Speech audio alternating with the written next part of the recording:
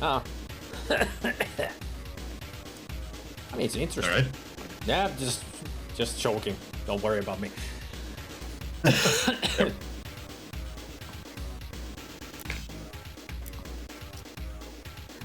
Want to see something cool? Always.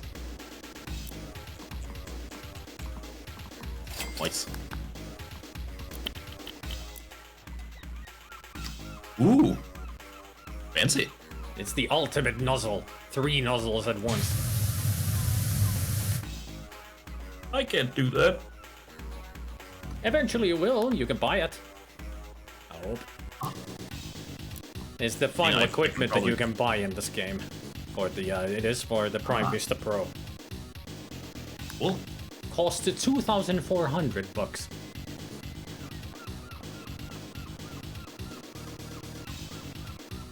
Oh, I should actually start the stream.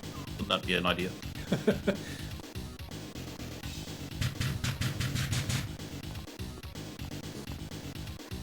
Oh, where to start? Take this side, I take the other side? Alright. Works for me. I gotta say that in all my time at sea, I've never seen a wave like that before. It's the person who hired us to do this. Ah, Jerry Jambalaya. I had a feeling it wasn't you. I'm racking my brain just trying to think of what could have caused such a thing. We have theories. It's a cat's. It's the kind of thing you would expect when the side falls off a volcano or there's a subterranean earthquake or some such. Nice name. The Pelican. Yeah, but the front fell off. Damn, that's a powerful washer. Yep. Wanna see how powerful this is? Zelda? Sure. Oh. Yep. Neat. It's 3, not like the red nozzles on it, so it's super effective.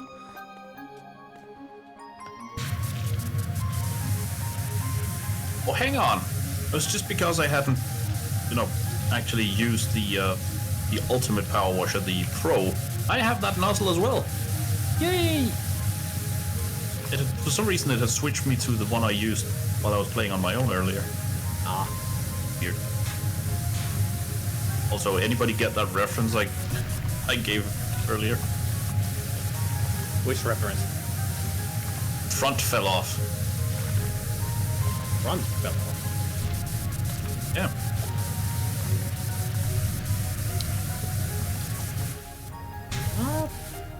Can't think of what you could be referring to. It's as far as I know, it's a New Zealand or Australian comedy duo, Clark and Dawes, have a bit about a councilman defending an oil spill, where he says that the reason the tanker spilled the oil is because the bit of the ship where the front is, it fell off. And he's asked why it fell off, and he says, a wave hit it. A wave hit it? Yes. What are the chances at sea? 1 in a million. It's a great joke because he's supposed to sound like an expert in the field, and he's an idiot. I know I have. It's one of my favorite bits.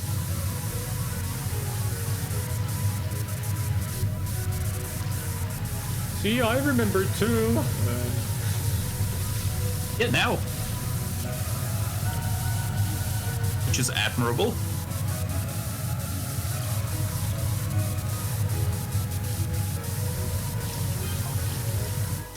Harper showed new number.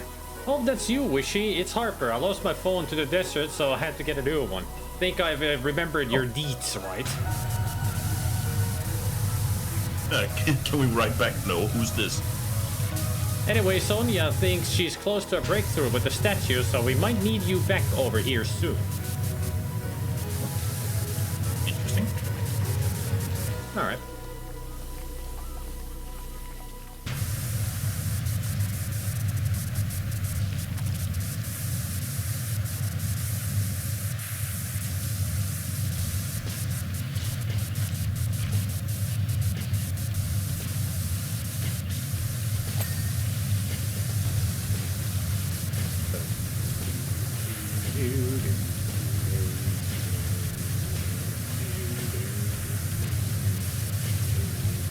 Shake hands with danger.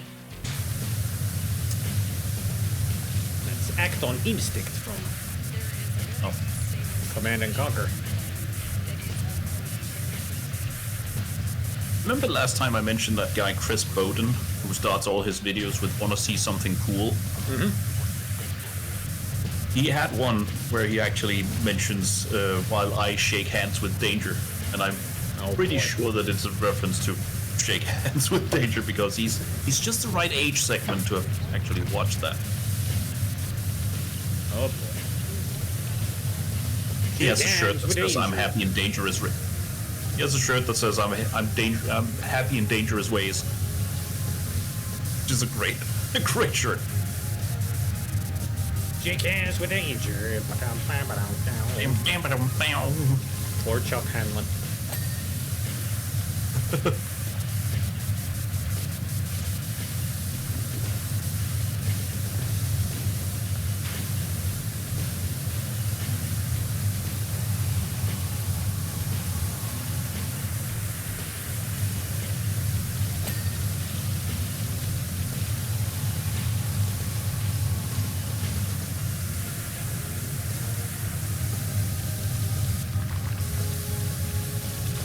Oh, I actually, last time I also said I was hoping to have some good news.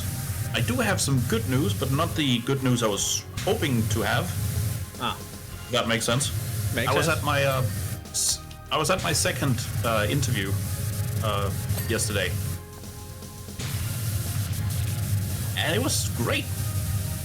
It was the same people plus one more, and they still seem nice. They still seem like they get me, and I get them. Mm-hmm. They had some good questions. We had a good conversation about both the technical stuff and how I am on a team and all of those kind of more relevant things. The first interview was just like getting to know me like quickly, and the other one was let's see you technically how you perform and stuff like that. Yeah.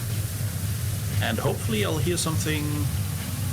Maybe I'm lucky today, maybe tomorrow. But the other good news is if that doesn't pan out, I was actually contacted today and now have a first interview lined up at another place on Tuesday. Ooh. So it's happening. Very, very nice. Yeah.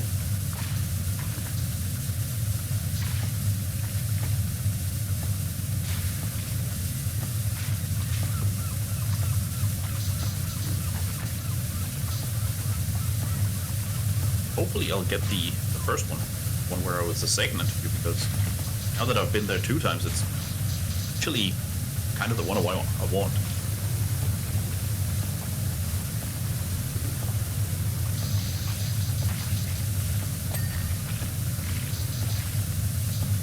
Mind the gap. There's a warning sign that I just revealed. Oh.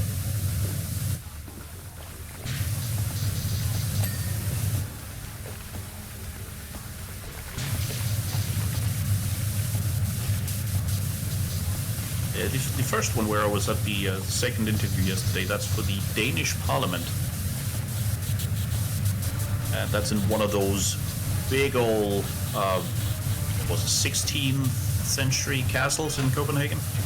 Ah. Something like that. It's one of those big monumental places that, tourists always go and take photographs of. Yeah.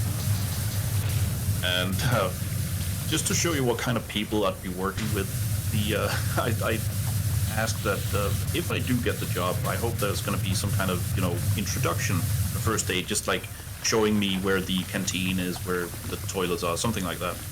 And the other programmer on the team said, the first month is just us going, don't get lost. As soon as he'd said that, the project manager went, after about 12 or 15 years, you begin to recognize the stairs you're not supposed to take. It's like, that's great. All around great people.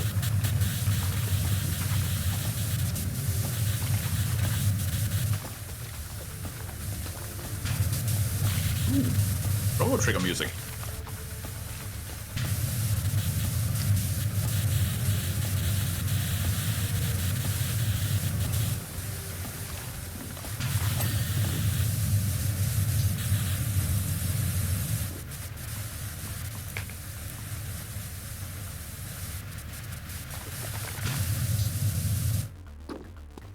Heavy machinery in use. It's not in use, but it is heavy machinery. I very nearly started cleaning the little lift I was standing under just because I thought, hey, that looks dirty. I know it's not, but my brain ain't right.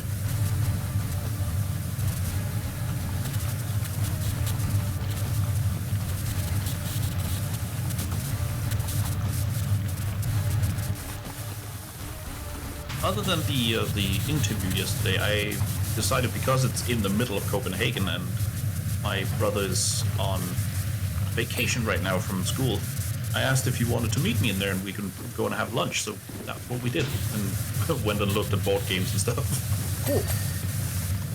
Very nice.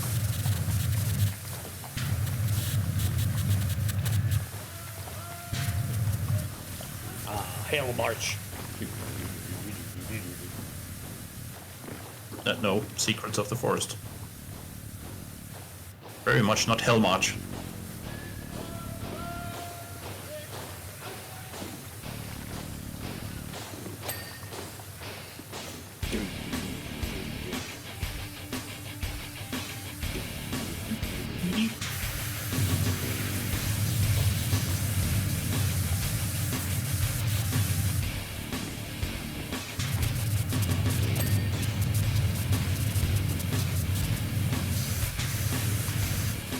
Would not be surprised if my VOD gets muted because of Hell March.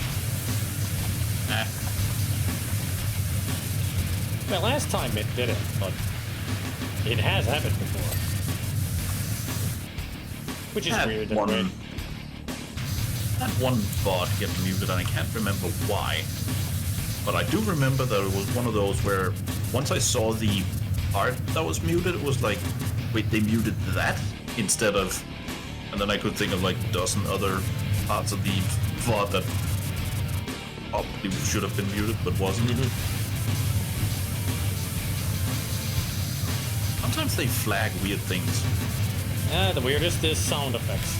Like, nobody can really own sound effects, but there are some who claim them. Like, it happened to me on YouTube that one of my videos got demonetized because I used...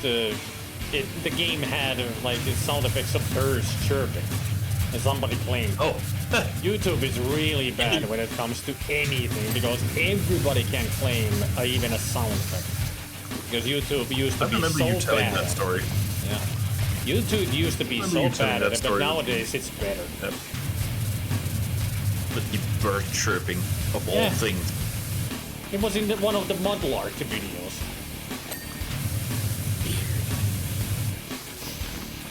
And the same sound effect that I got them, demonetized on the Mudlarks video, the same sound effect is in Gabriel Knight 3, and the Gabriel Knight videos are fine. It's like, what? So weird. Ha. That's the old YouTube. Like, that was so many years ago. Speaking of bird sounds, I think I just heard seagulls, like in PowerWash Simulator. Yep, there's seagull noises here. Just hadn't heard them before. And then you said bird noises, and I was like, wait, huh?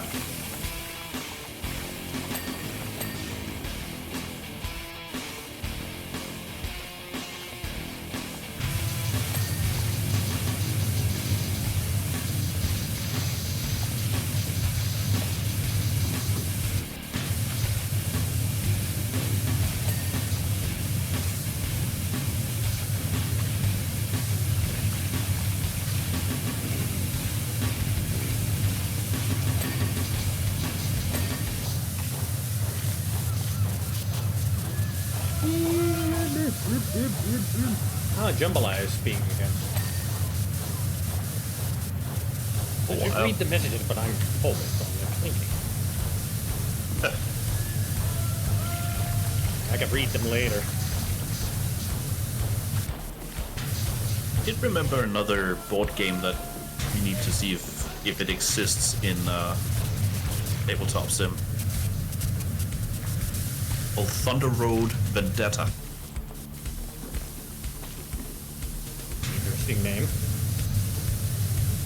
It's a sort of racing game, but instead of trying to be first, you're trying to eliminate each other. So there's no set distance for how far you can travel, but there are various hazards, and you try, like Mad Max style, to bang into each other and push each other off the track, or make each other, crash into rocks and stuff like that. Yeah, and that's what I thought as well, that it's like Mad Max or a Death Rally. Yep. Twisted Metal.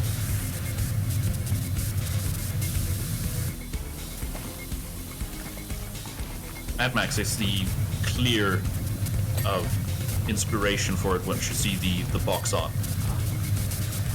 It's the same kind of aesthetic as Rage does.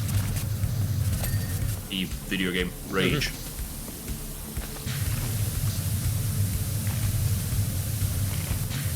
Now let's read these messages. Yeah.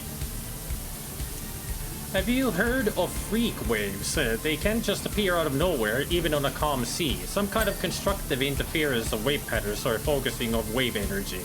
You see, in the deep ocean, the speed of a gravity wave is directly proportional to the square root of its wavelength. However, nonlinear effects can also cause the energy of smaller waves to bounce and consolidate into one huge wave. I don't know, the whole thing beats me. Thinking smart, but still has no idea. It's like they were just spitballing, like this could be the cause of the big waves. Yeah. That reminds me of one of those great moments I had while playing Clair Obscur with the way that ended. I was at a point where one of the characters I was interacting with asked me a quiz. The quiz was something like, if I'm 2 years old and now is the 33rd, that's the number.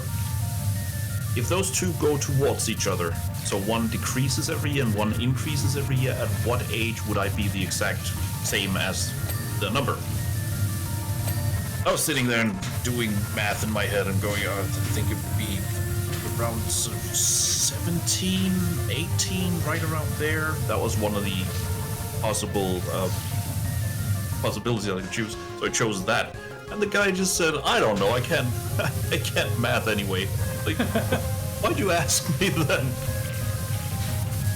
Hey, Swede. Hey, Swede.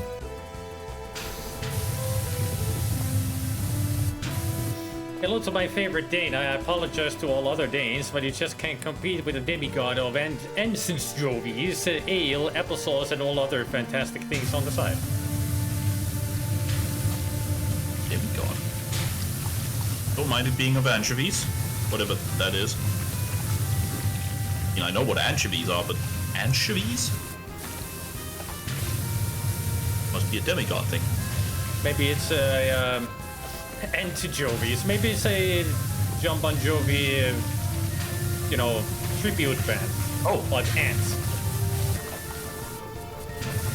That reminds me. I know there's a Danish Led Zeppelin tribute band called Led Zepp Again, which always crack me up. This is a great name. One of those aquatic fish. Ah, I see. Ah, yes, the aquatic fish. Oh.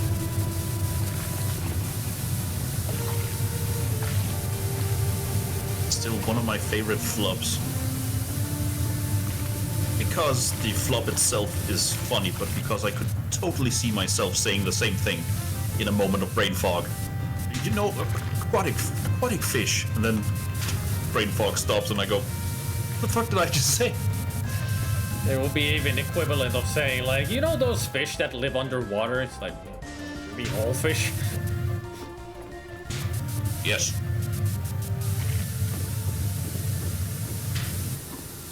I found the underwater place underwater. Ah.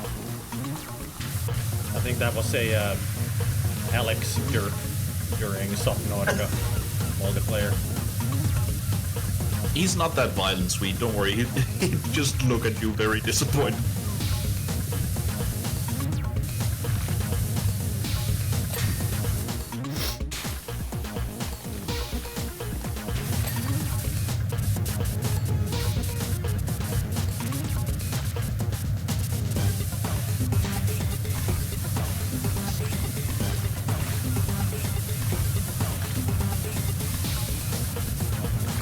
I did want to, now that I was listening to some Talos Principle music, that reminds me, I did want to actually play Talos Principle the other day.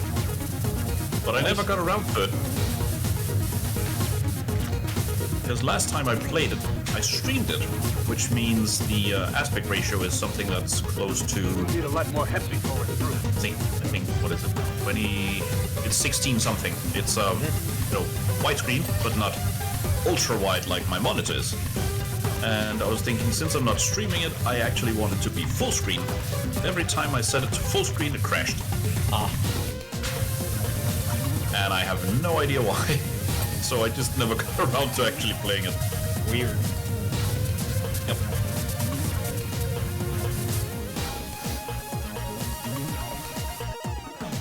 Hey, Specky. Hey, Specky. I believe we're gonna need help for this. I didn't know. Could have told me.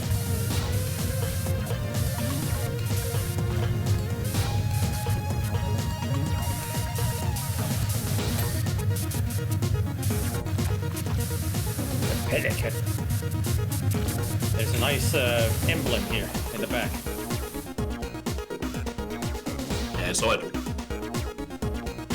The only thing it's missing is a, you know, a little sailor's hat or something like that. Yeah, true.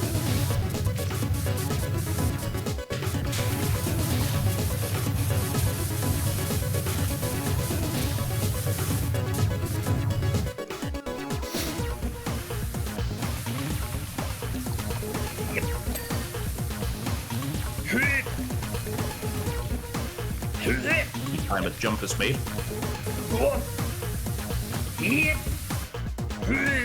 There, bad. Oh, manly. No, it's not. It's a base game. Yeah, this is as far still as I a base know. game. We're close to the end. It is like the third to last mission, I think. I just want to know where that amazing smell was coming from. I won't forget it for as long as I live. Oh yeah, he did mention that there was some kind of a smell with the wave. Looks like all these wonder if cats it at was the smelly marina smell have that caught smells a smelly. whiff of it too. So it must be fish. Yeah. Aquatic fish smell. Probably a smelly smell that smells smelly. True.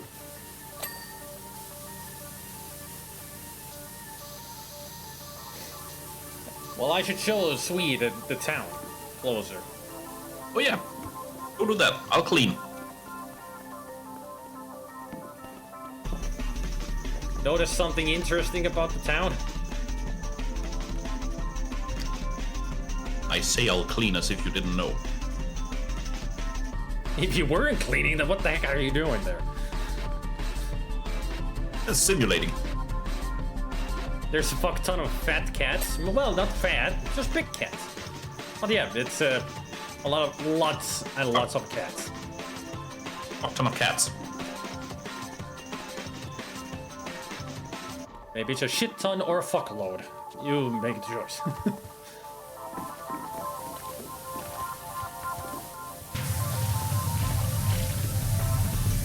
Low ton. Wait.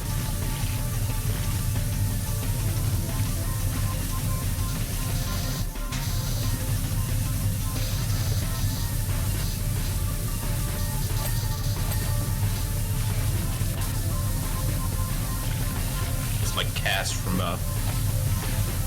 Supernatural calling people ass butt. Yeah.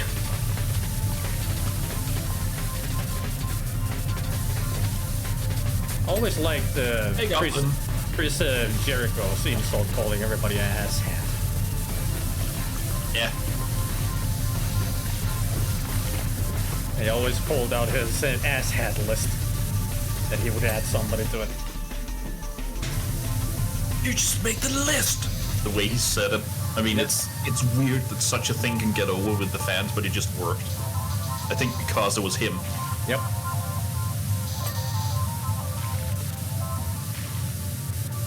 Ain't no one like Chris Jericho in there. Oh.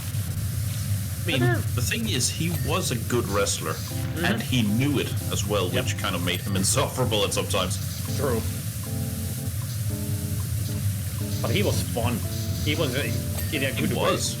Like, he had that personality to go with. That worked.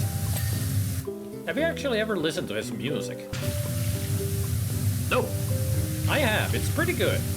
Not like the best around, but it's solid. Interesting. He's a good singer. That I can imagine from just hearing him talk. Yeah, he's got a good voice for it. And it's like hard rock kind of music that his band plays. They aren't by any chance called Walls of Jericho, are they? I can't remember what the name was. Because I saw a band called Walls of Jericho yesterday. It was like, maybe. Now that you mention he makes music. Could have been. It could have been. But I remember that his band has like no reference to his wrestling career in any way. It's like he wants to keep it separate. That he is a wrestler, Jericho there, but he's also a singer, and that's a different band.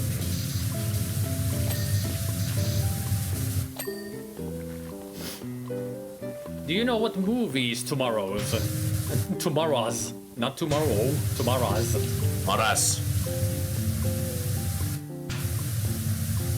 And the answer, yet again, Specky, is no.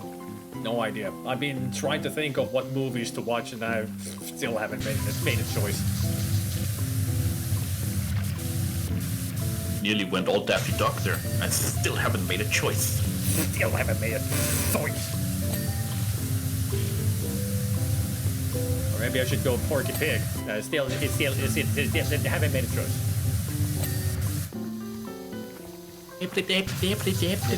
Still no, I haven't made a choice.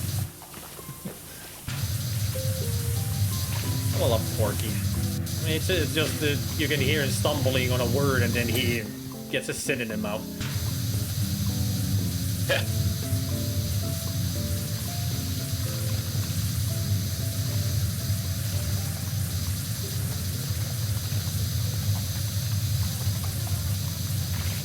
What are you what are you referring to?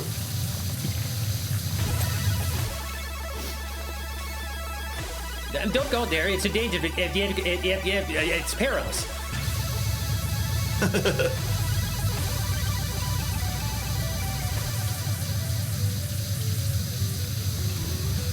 Okay, sweet. All right, sweet. Oh, Dynablaster. I've got the Tim Fallon Solstice. Nice. And next is gonna be Pictionary, of course. It's just Pictionary. I love it that that's everybody's reaction to it. It's just Pictionary. Yeah. But it's Tim Fallon. He goes hard no matter what. He does. And it's awesome. I'm just thinking about it, when that music starts playing, you're like, you're gonna get really hyped to play Pictionary, of all things. Yeah, I mean, there's just some legendary tracks and soundtracks just instantly make you want to know more, play more. I've noticed another one is the original Avengers theme from the first of the MCU movies. Mm-hmm. Once that starts up, it's the same thing with you just go woo. I mean, you know you're in for a treat. Yep.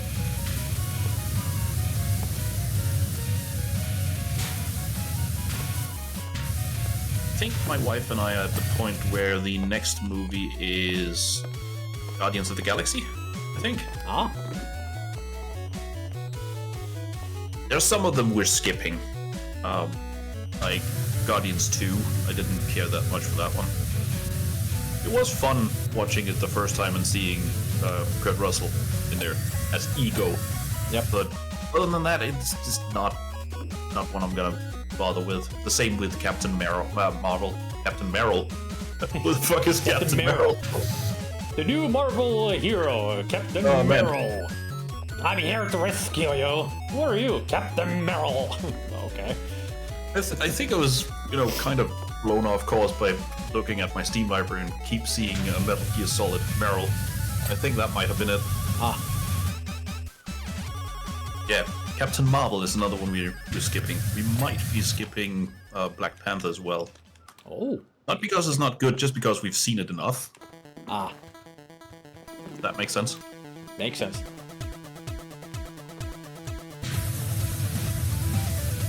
There's a couple of them we're gonna skip. I did get my wife to watch Winter Soldier a second time, and I think she was pleasantly surprised watching it a second time that she didn't remember how good it actually is. It's damn good. We both agree that the first Captain America movie is... It has its moments, but it's mostly just... He's the goody two-shoes. It gets kind of boring. True. But it does have its moments with Tommy Lee Jones going, look at him, he's so skinny, he's gonna make me cry. And he throws the grenade and, Captain Rogers just jumps on top of it and Yep. pushes everyone to go away, and he's, look at that, still skinny. It's just, like, he can't get over it. And then, of course, Stanley Tucci as Erskine, offering him, before the whole super serum procedure, offering him alcohol, and then go, what am I doing? You're having surgery tomorrow. And then takes the shot glass back. Those moments, those are fine, but the rest of the movie just gets a little too much.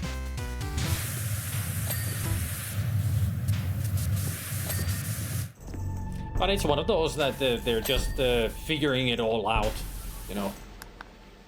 Yeah. You can really tell that it's That being just the said- beginning of all the series and of all the other movies, so... Absolutely.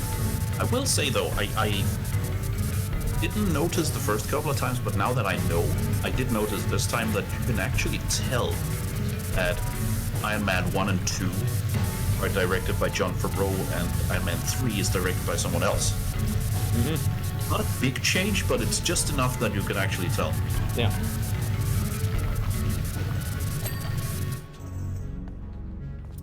Opens. Oh, there.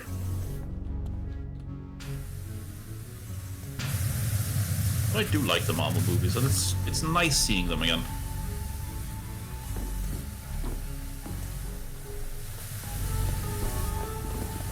You asked me. I think you asked me last time who my favorite Avenger was. I think I did. You said, and why isn't it Hulk? I think. Oh, Hulk is great, especially played by Mark Ruffalo. He's great at that. Mm-hmm. My favorite has to be Strange. Oh, Doctor Strange. Always had something with, yeah. For some reason, he's just always been my hero. The master of the arts. Of the arcane arts. Whoa! But This is funky looking. Like here, your arm is normal, but the closer I get, the more it vibrates. And it starts separating from its reality. oh,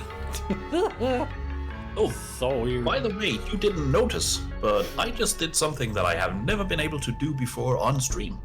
Oh. What? I rearranged myself in my seat without muting my microphone, because now I've got a new chair that doesn't squeak. Yes! New chair hype, woohoo! And it's purple. Excellent.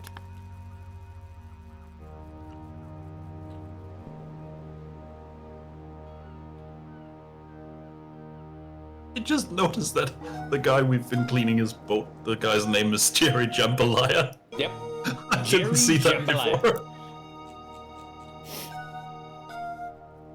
She looks so good, I don't know if I can bring myself to put her back in the water. Although, how else am I ever going to find the source of that incredible aroma?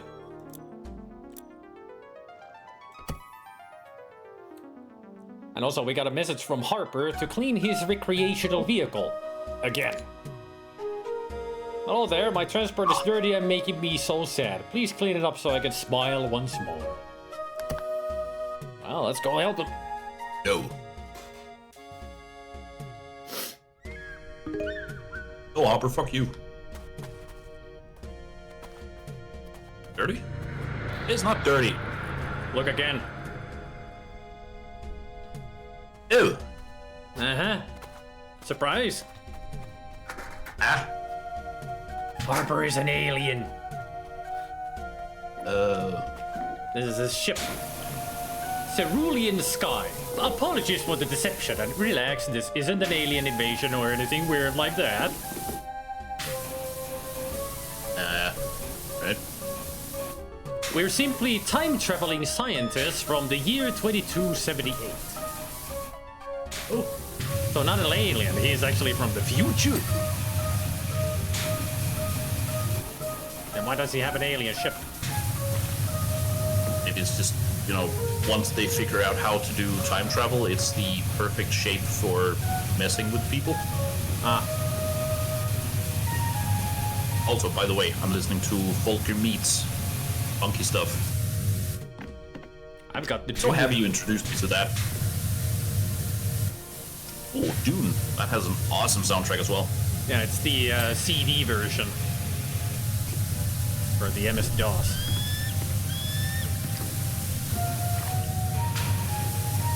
On the Amiga, Dune only has like 3 tracks.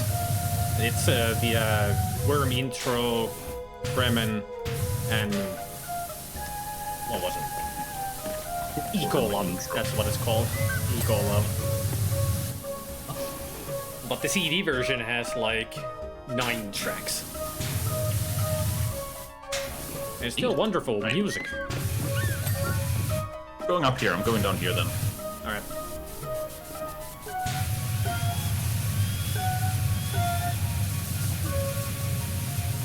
You cheating? You're using the soap. No, I'm still using the triple nozzle. Sounded like you were using the soap. Ah.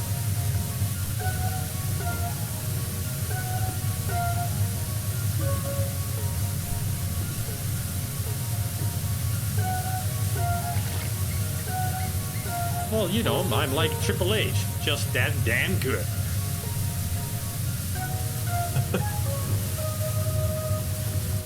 Someone hit us using technology that even we are unfamiliar with, disabling our entire systems with a strange substance and forcing us to crash land.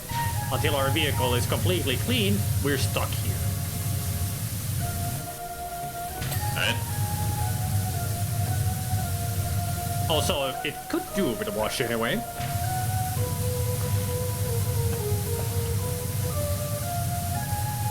I say it like this, I don't disagree.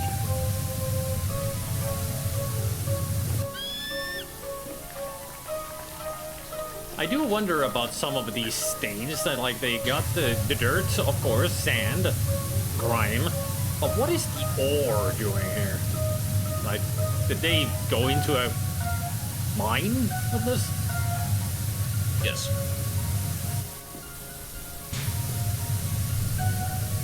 Or is it some kind of residue from their exhausts?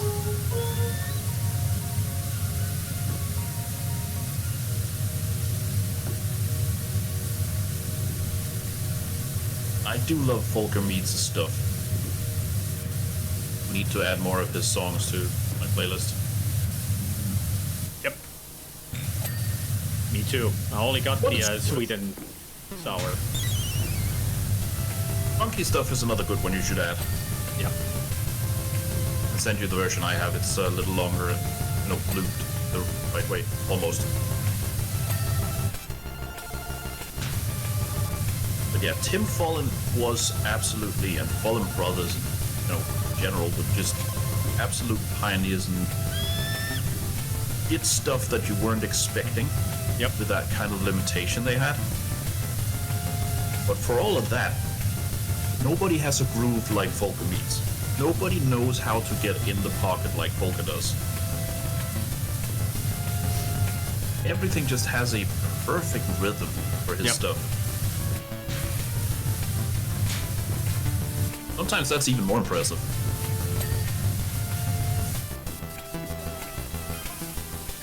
We came here to solve the historical mystery as to why Mount Rushmore suddenly became so angry, but then just has suddenly stopped. It's not known to you guys yet, but Rushless is the master key for the entire Pacific ring of volcanoes. When it blows, they all blow. Oh. And the last time that happened, we said goodbye to the dinosaurs. Oh. Yeah. Our mountain is connected to the death of the dinosaurs. Somehow.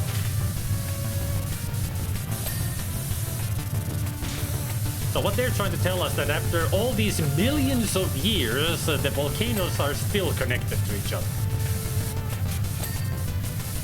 They are. They're on Snapchat, you know?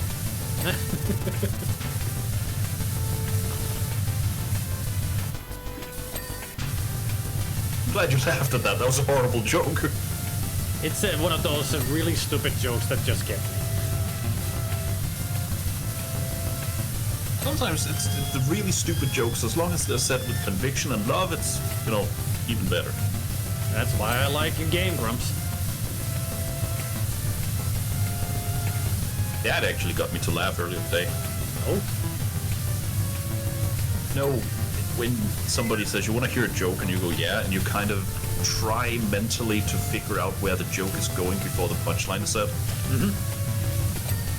He didn't go the way I was expecting. Ah. It was one of those classics. What do you call a spider with 6 eyes? I don't know. What do you call it? Spider. Yeah, Of exactly. Course. Yeah, of course. It's 6 eyes. It's not where I thought he was going. Not where I thought he was going with that joke, but it got me. I mean, it's the same one that he always said in the old videos. What do you call a fish without without eyes? A fish. With no eyes. Yeah, no eyes. Fish.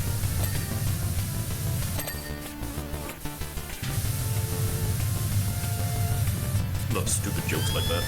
Me too. They're also, I mean, they are like school level of jokes, but they're very clever. Because you never think about the wordplay that they have in them. Exactly, it's like, oh yeah, of course, yeah, that's what it is. We flew close to the volcano in the dead of night, FYI, with just a few lights on. We were spotted and shut down by a jet plane, and now this timeline is all over the place. Ah. Our laser man can, you know, shut them down. Ooh. Our data now suggests that Mount Rushmore has passed the point of no return and is going to blow. Oh boy.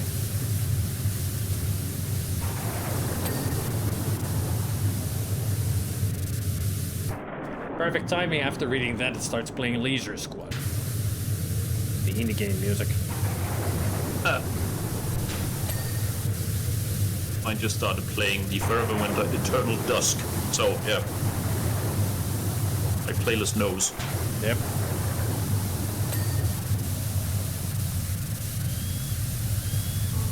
Mine says we're in for a fight. Yours says we're doomed. There. Oh, hi. There you are. Hello. Totally did not fall. I saw nothing. Before I continue, I'm actually gonna check where are gnomes here, if any. Aha! Oh. I found one. He's over where I am. He's behind the big rock. Oh, I see. Yeah. Just peeking from behind. I see. Why do we have a shovel with us? Emergencies?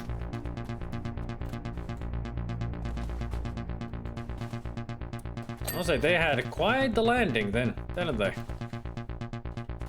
They did. I'm over here. This is where it starts from. Okay, this started crash landing. Is this you? Yes? Hello. Hi! I'm wondering if some of them was hit by cheese. Most likely. The stupid thing. Oh, the cheese! Yeah! I don't know where they got that idea. Then again, Where did they Tom's get got any of the ideas? true. I mean, that's the wrong question to ask about that stuff in the movie. They just are. Things happen. Cartoon form. I think even if somebody asked, why is all this happening? The answer always is, because it can. I was thinking maybe the answer just be yes. Yeah, true.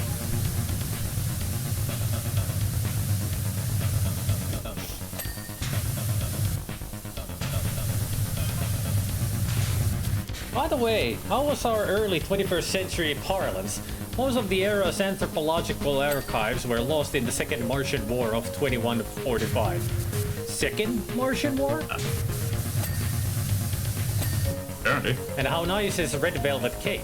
We are defo gonna replicate that long lost recipe if we manage to get back to the future.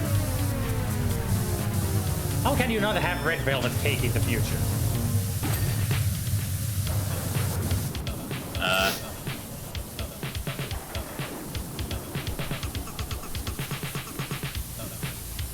You know why the idiot couldn't have ice cubes in his drink?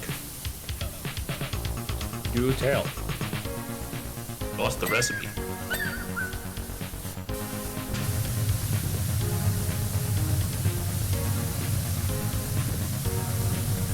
That's another one of those favorite jokes because it's so stupid. Uh-huh. All I'm doing is just sitting here with a dunce hat.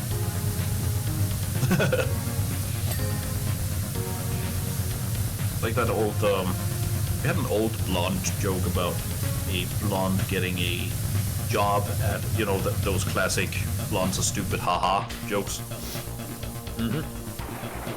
Blonde gets a job at an M&M's factory and is fired the next day for throwing out all the ones that says W on them.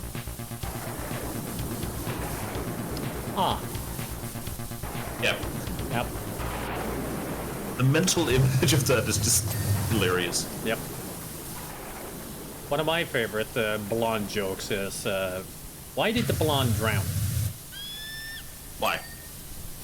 Because somebody told her to cut onions underwater. Ah, yes, of course. And when you think about it, it's like, oh yeah, that's why they're so stupid. Stupid mental image. Yep. Another one. This is one of my mother's favorite to tell. I don't know why, but I do know why she likes the joke. It's a blonde, a brunette, and a red-haired person fleeing from the police. They come upon a barn and they decide to hide in there. Luckily for them, there are three, large cloth sacks. So they decide to hide them. And one in each, it's very perfect. The police come in and begin checking the surroundings and come upon the three bags.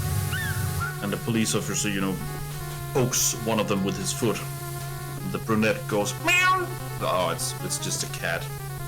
Then he pokes the next one and the red-headed person goes, alright, it's just a dog. It's fair. Then he gets to the one where the blonde is hiding and he pokes it with his foot and the blonde goes, potatoes!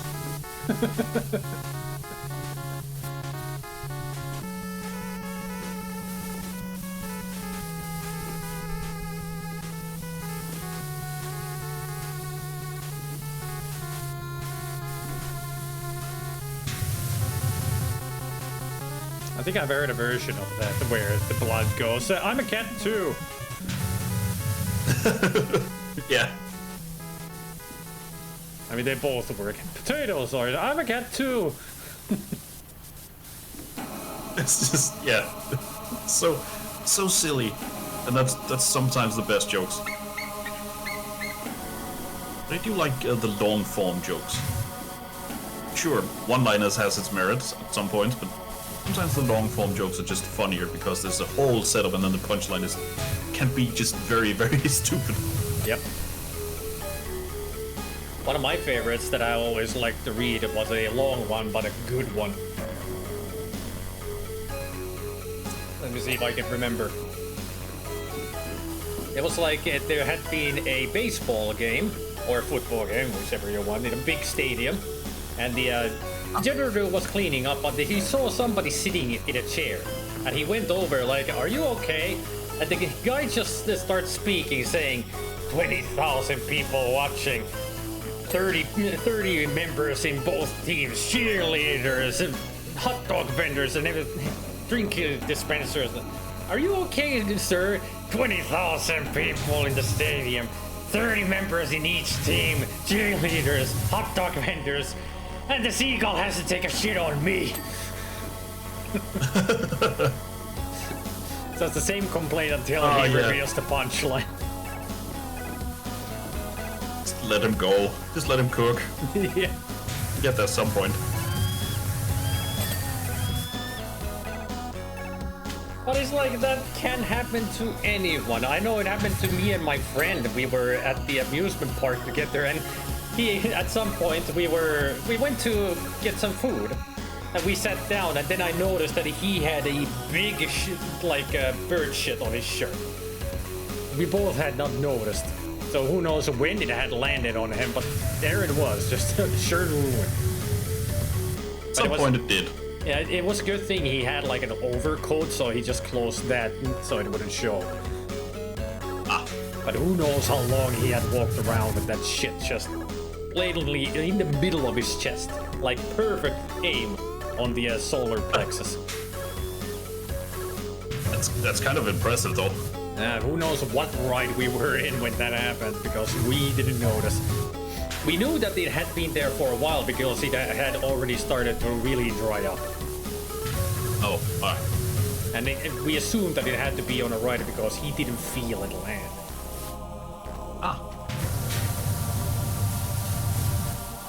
It was, I just remember that I just noticed, like, hey, there's a bird shit on his shirt, and he just goes, "God damn it!" What the fuck?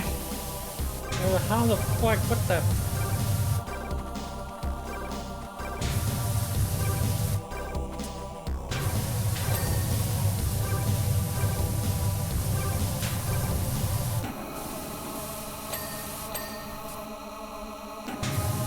This underside is the worst because there's so many nooks and crannies that you just have to cram yourself into to clean it. Yeah, I can tell.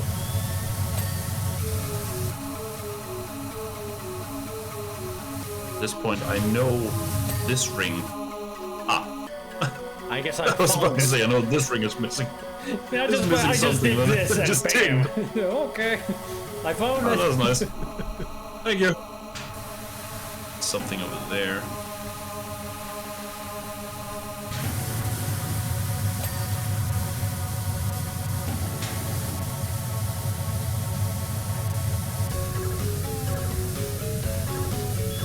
You know, I have another, not favorite joke, but I have another joke that I've always loved because of the way I heard it the first time.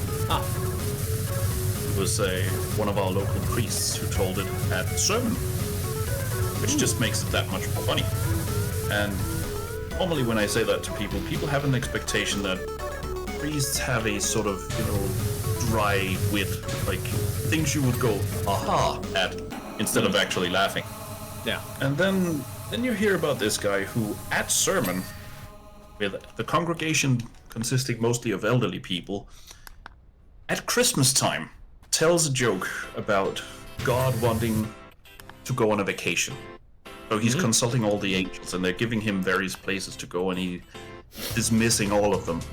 And then, after a good while, one of the angels goes, "But what about Earth?"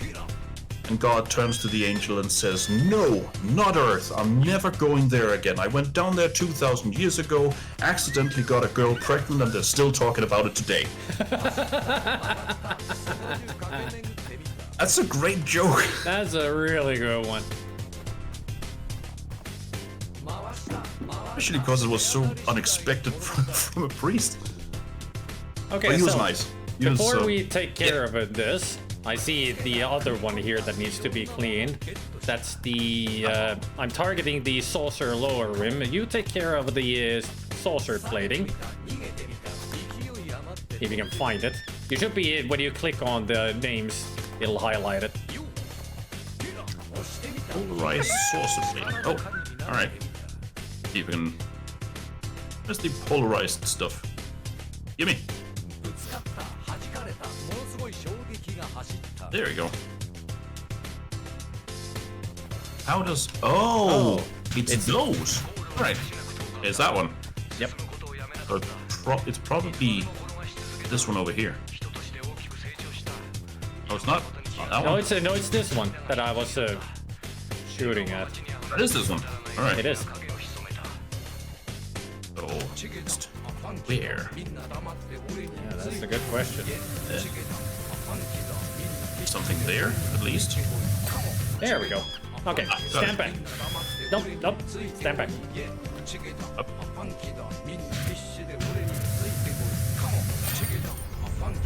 We're sure you're not going to believe what we have discovered. Come quick! And there they go. Back to the future. Neat. They threw our... Look where our letter landed. They threw it. On the side. Bastards.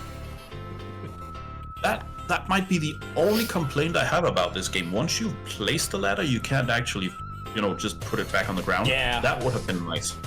Yeah. I like that Just the ending notice picture what is a minor- us standing there with that saucer and taking off.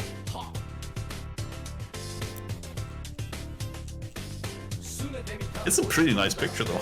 Systems are fully operational. Spectral analysis reveals a trace mineral with unusual properties. There's not enough time between now and the eruption to fix things here, but we got a lead that might help us solve things in the past. You'll know when we were successful if you ever see us again. You'll know we weren't if a rushless explodes and the skies go dark for 20 years. Thank you again, PowerWash Services. Alright, no pressure. No pressure. Ah, it's from Sonia Alamudin. Harper and I hitched a ride on a fishing boat to search where the hand in the sand was pointing, and I know it sounds crazy, but I think we found the lost city of Atlantis. Only it's in the Pacific. No wonder it was lost, eh? So should it be the lost city of pacifists? Pacifists? Regardless, it has very recently resurfaced, and judging by the clams, it must be over 8,000 years old. Anyway, this palace definitely looks related to those statues in the desert, but we need you to head over and keep it clean. There's a lot beneath the dirt that will help us make sense of. Harper's just getting in touch with Cal and seeing if Flo can fly you. Hope that makes more sense to you than it does to me.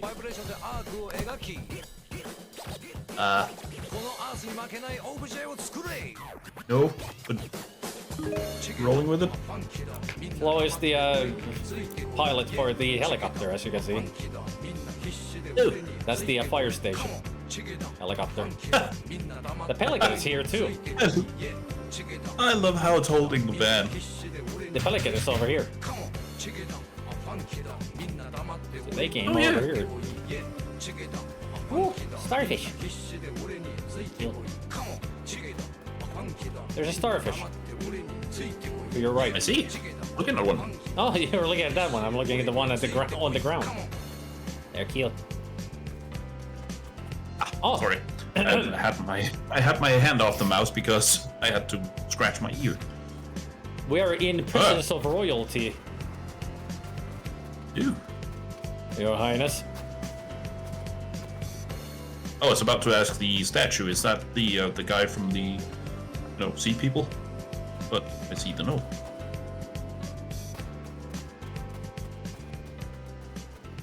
Well, there is a statue in here. Yeah, I saw that. If you come to a closer look at it. Oh boy, not right now. I'm looking at Mount Rushless.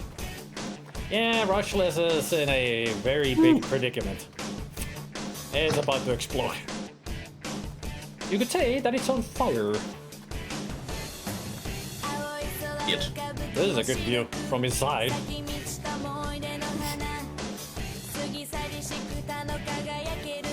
Nearly standing on top of the whole structure. Ah, there we are. Oh.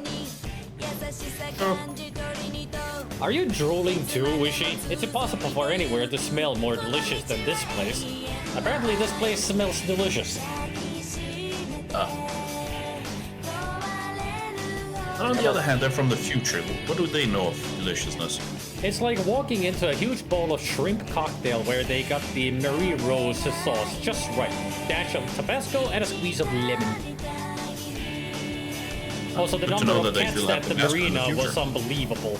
How we got the boat out without a host of feline stowaways, I have no idea. Question. Yeah, we got Katamari music playing. Old Foofy love.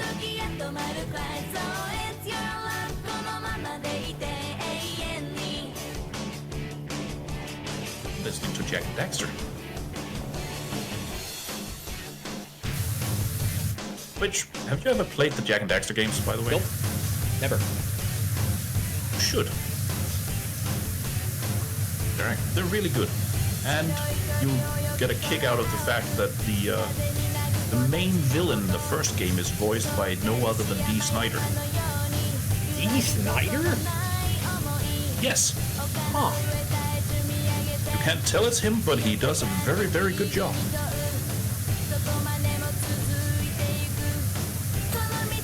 He's voicing Gull Akron, the main villain of the first game.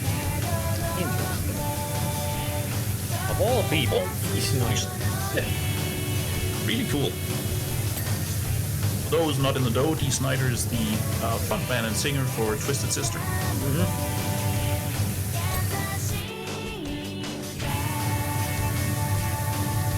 Do try to provide the correct information for anybody who doesn't know.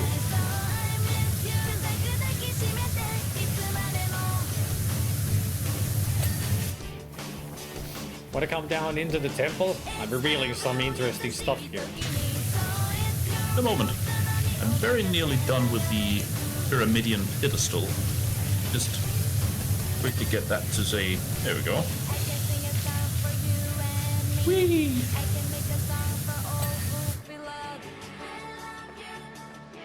Oh. Hollow Knight, Mantis Lords. Greatest soundtracks. Ooh. Look familiar? the fucking helmets. Yep. But does it look familiar? Yeah, a bit. Yeah, I'm not sure about this one, but that one absolutely. That's the plane. Oh, that's what it was. And this Yeah, that one I recognize. and over here we got the pelican. That.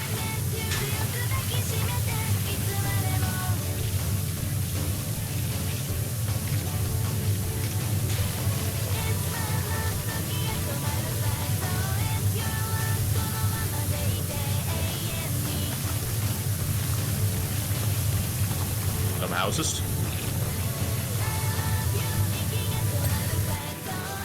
That's the those are the park houses. This is the The shoe. yeah, that's the shoe, that's the big park house with the Bigfoot, and that's the Han Solo griddle. Yep. And that's the church. Yeah.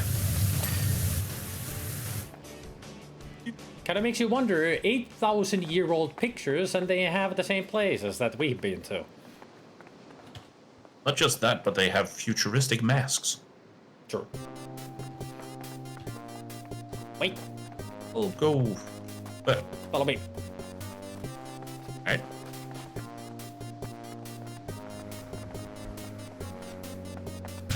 There's Well, more. there's more. As mentioned, His boat. The race car. Ah. And that's And the patio from the second level. Yep. Yep. Grill and stuff. I do like it that it's a car, but it's got the, it's a chariot. I mean, if you look at it, pulled by a horse as it got the wheels. Ooh, nice. Ah, yeah, that's the statue. Our future friends. And that's the park. And skate park and the playground. Yeah. I was just wondering about the dinosaur, but... Well, did I know that we cleaned this life? Oh, right. That's the DF house, the caravan, and also the speeding, the DF car. The gnome is on top of the Diaz house. Just noticed. The little king gnome. Yep. He's in every picture, if you look carefully. Like, he's in there. Oh, yeah. In the sidecar. I don't remember if he's hiding in this one, though. But he is in many of them. You missed a spot. There's the airplane. Oh, there's a big one, too. Wasn't on the other world, that's why I assumed that wasn't here.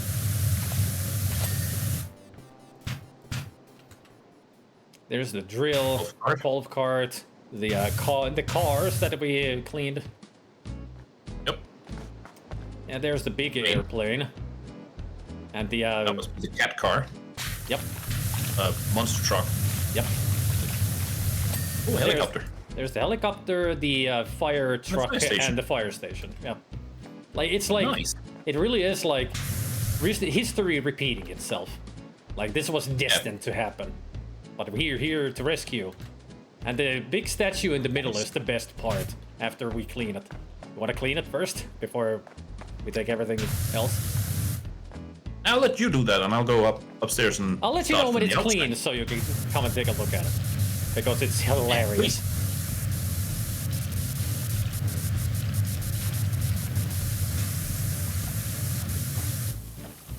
Also, I got Conker's Bad Fur Day. For the music for this situation. I don't know, I got Stuart Copeland. Night Flight.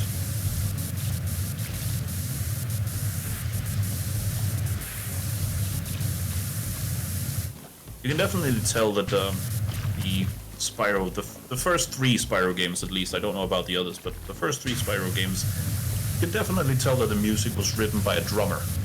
By how...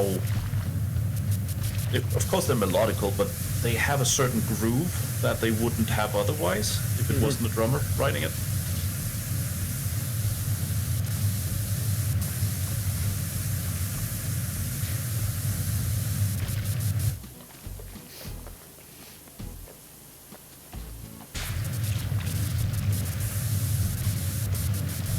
Welcome back, Simple Sweet. Simple Sweet. Why do I call you with the full name? Has he done something wrong? No. No, he did the wrong thing. He came back. You fool. You have returned. Welcome to your doom.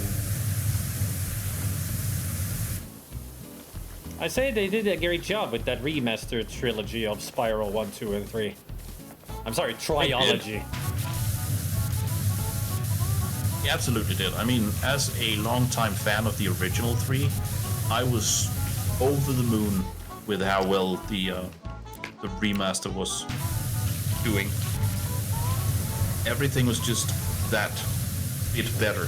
Like, all of the original mechanics were intact, and they just touched up every now and then on the music and stuff, which was perfect. Just as a remaster should be. Yeah, as far as I know, it's the same thing they did with the Crash Bandicoot one. Yep.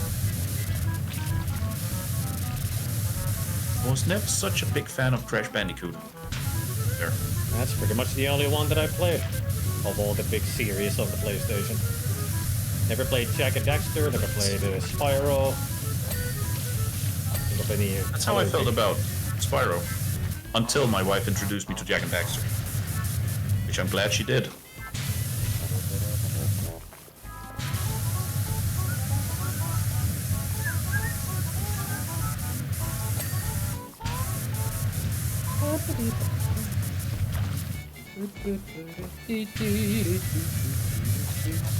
Voice for Bob, that's why. I didn't know it was the same company. Nice. Thank you for letting me know, sweet.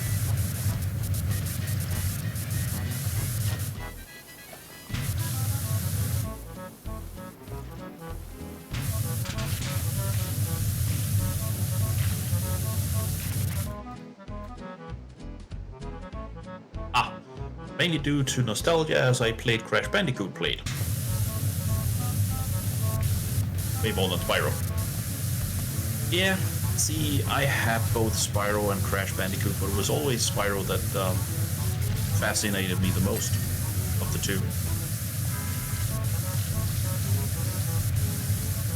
Yes, whack. Oh. One of those.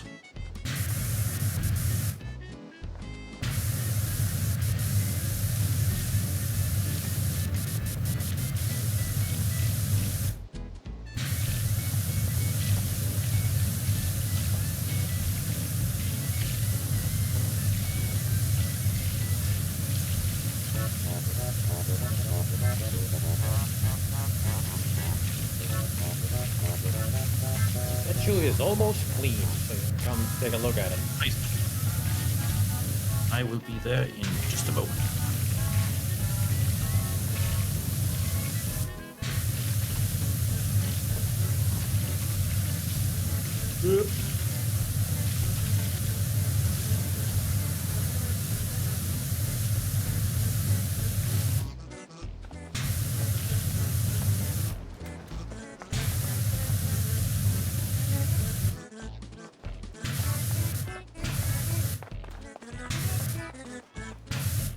Ah, I see.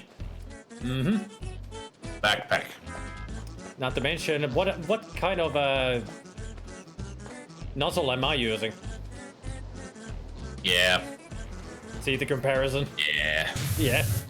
They were Yeah. ancient power washers using magic. There we go. Now it's fully clean. Welcome. The first time I saw this, it all just clicks into place like, oh, we're repeating the past. Of course we are. But with our, modern technology, apparently some of our pals that we met along the way screwed things up. Naming the mayor. Seems like it. Then again, the mayor is an asshat. True. He is definitely on the list. You would be.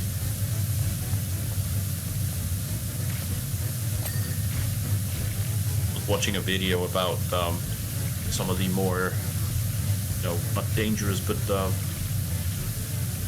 more heavy-handed wrestlers in history. Mm-hmm. One of the ones mentioned is, of course, Hardcore Bob Holly. Yep.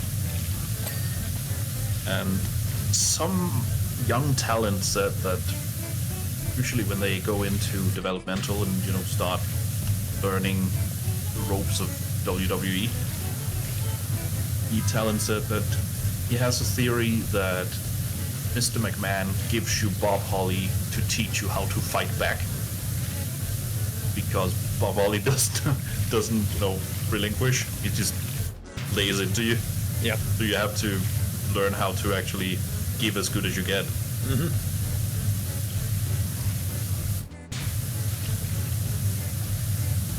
Which I find fascinating.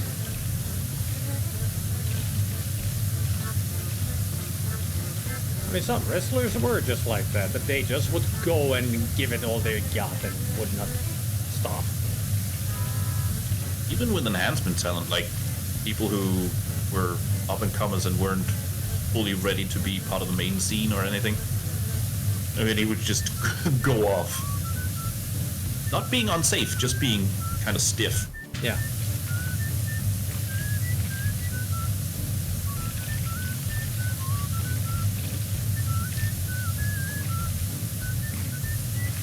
And then there were many who would just go to any lengths just for entertainment, namely Mick Foley. Yep. And the weird thing with Mick Foley is that even with his entire career, I'm still not certain that he's ever been anything but a nice guy. Oh, he's super nice. From what I've seen on every interview and everything, it's just, he's like the nicest guy ever. And not just that, but he's clearly has all his facilities as well, because he's, you know, he thinks about things and reflects on the things that have happened and his luck and entire career and stuff. He's just great. Yep. A real family man and everything. Yep.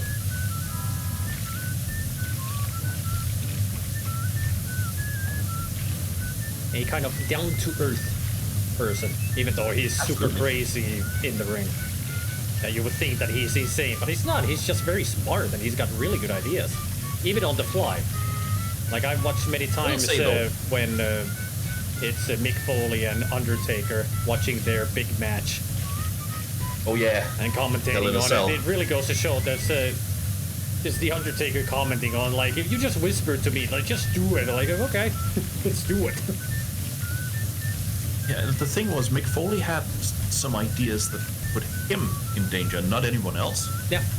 Whereas some other talents might, you know, it would look good if we did this, and it might be me hurting the other guy instead.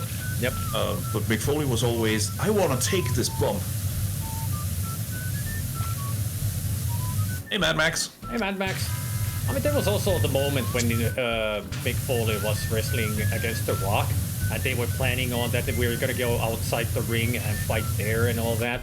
And that's where where they actually had to stop the match, because that was the match where Rock hit Mick Foley so hard on the head with a folded chair that he actually split open.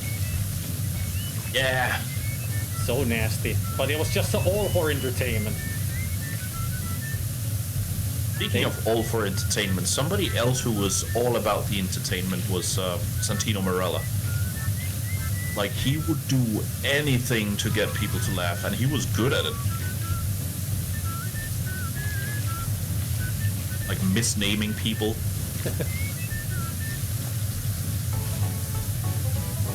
That famous quote where he gets John Cena to break by saying, "You got a big mouth, John Cena, and I would like nothing better for Christmas than a chance to shut it."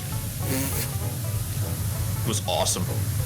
He kept, you know, butchering names. The other one was Batista. He kept calling Baptista.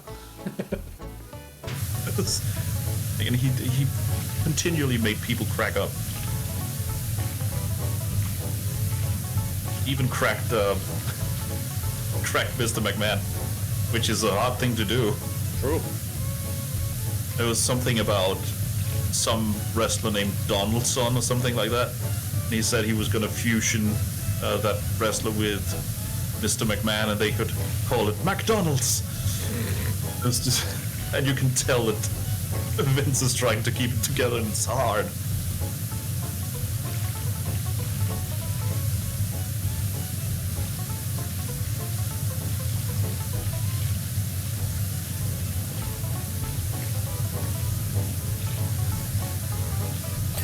There, big ding. That was the atrium floor centerpiece. One huge area. Just got done. Nice. That always takes a long time. I think Santino kept calling Stone Cold Steve Austin Cold Stone, if I remember correctly.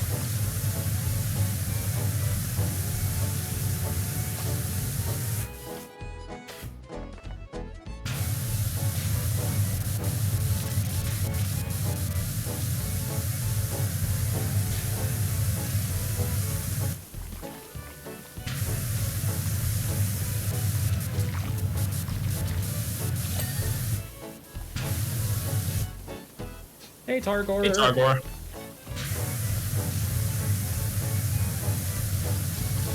Hey, It's like seeing the Targor is usually in my chat. Hey, Sam back.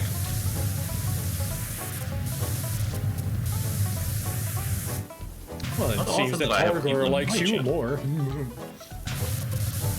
I understand.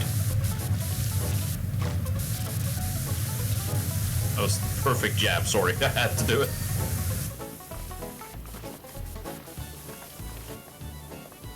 Trust me, So no well offense set up. taken. I'm glad.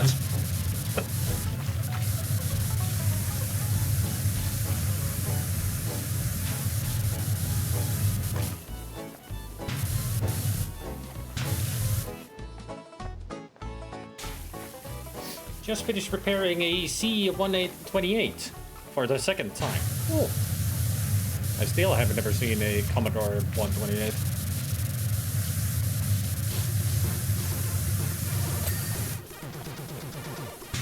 All I know of Commodore is C64 and Amiga. That's what I had.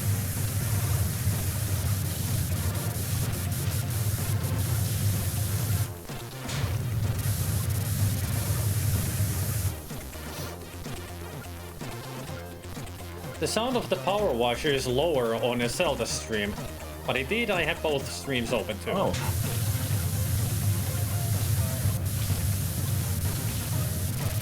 Ah, that makes sense.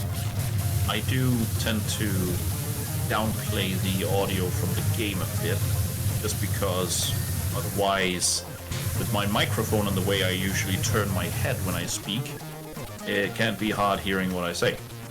Ah. It's intentional. It's only because I get excited and then I keep turning my head to look around the room and then suddenly you can't hear what I'm saying because... Oh, like this. No, I totally heard what you said. Exactly.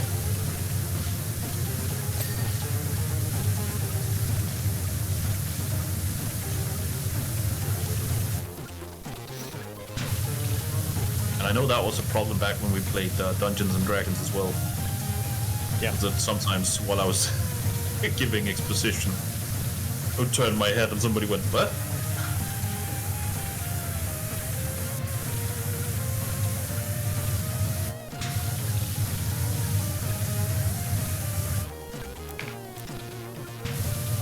Wonderful moments of a microphone. Do you speak into it?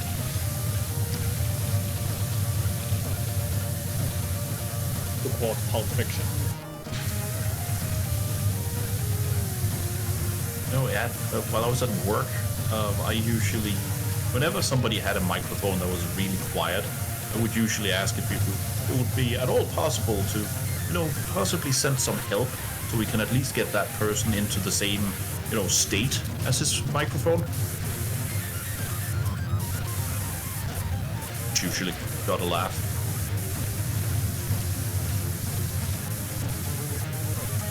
Just, within the same postal area. That would be nice.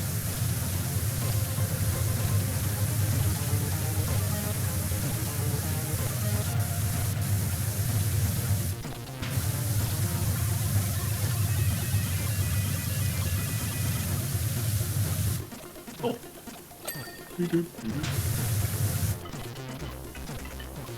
Oh, that's my phone. I was wondering, it's my aunt It is. calling. Hang on. Ah, I'm gonna have to answer this. do it.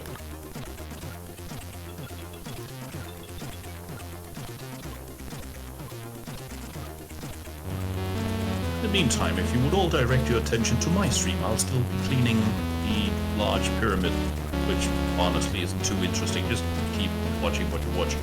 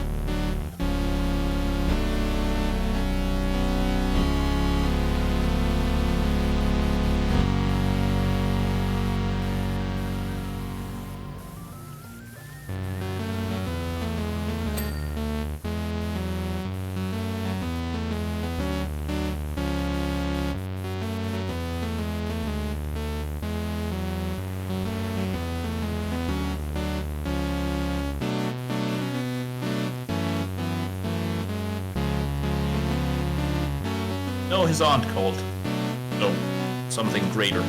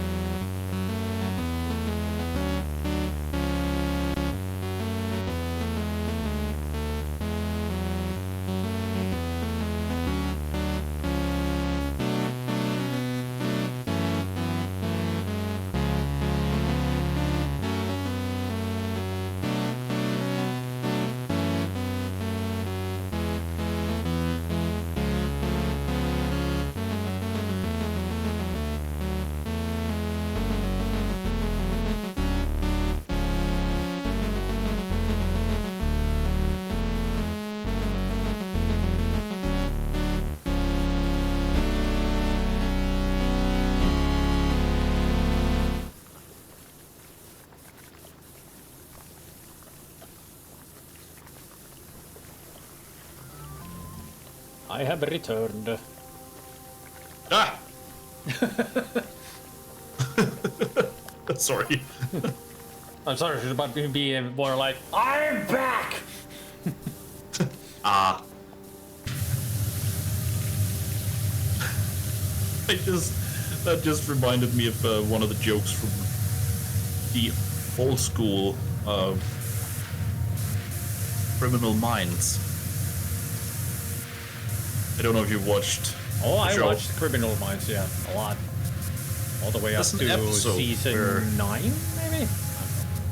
Ah, right. So you will have seen this. There's an episode where Spencer and Morgan are in a prank war. And towards the end, you see Morgan put in his earphones, and you hear Spencer's voice go, "Now listen to the dulcet sounds of me screaming in your ear," and you can just hear him go, "Ah!" as he puts out his headphones. Just reminded myself of that moment.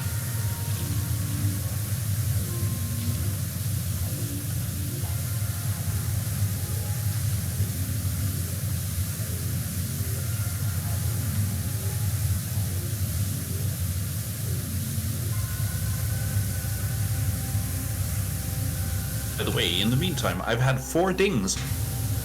Nice.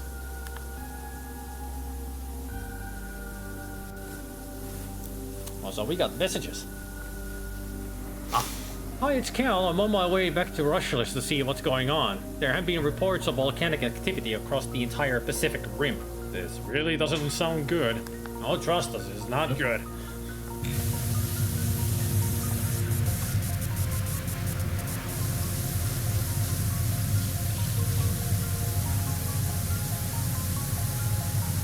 It's not good.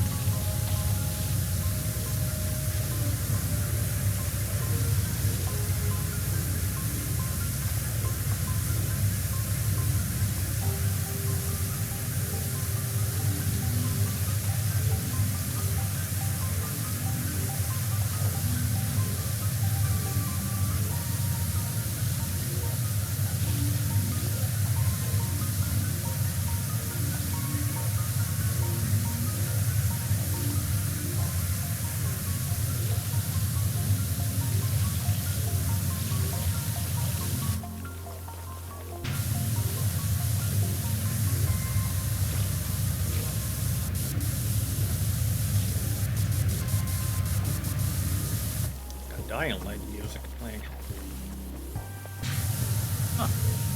Prince of Persia.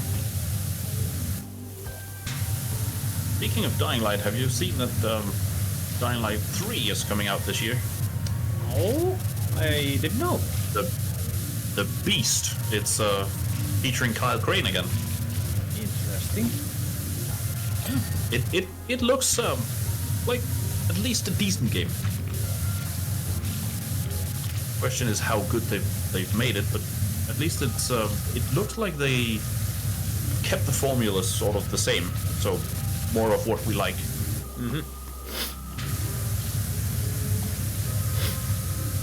Oh boy. No. Boy. Oh, I see.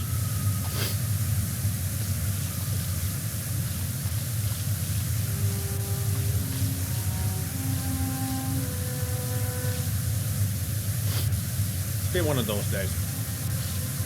I know.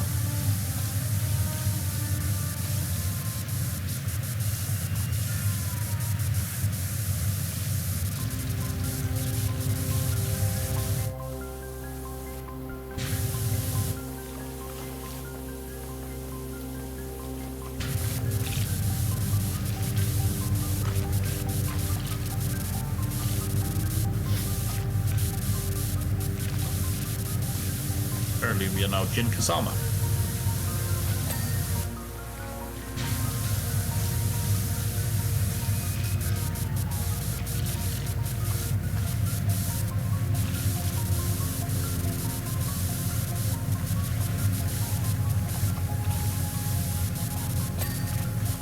Do you have plans for the upcoming Johannus? Juhannus, which is the R&B summer. The summer solstice, which is this Saturday. My plan is to be here playing games with you guys. Or if you're not playing games, then doing something. I mean, I got no plans. Just gonna be here. It's gonna be community night. Maybe do something different. But I don't know what.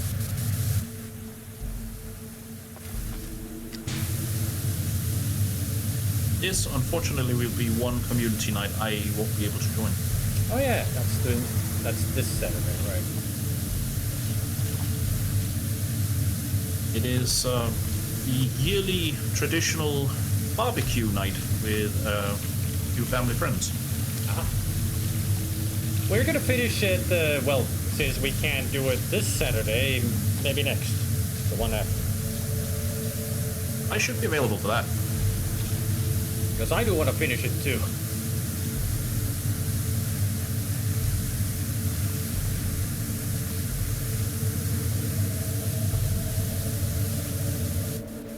So do I.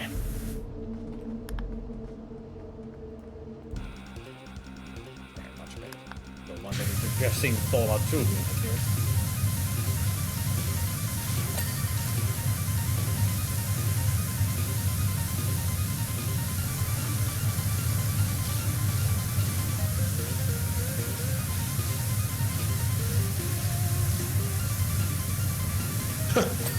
Thanks, good Butsu.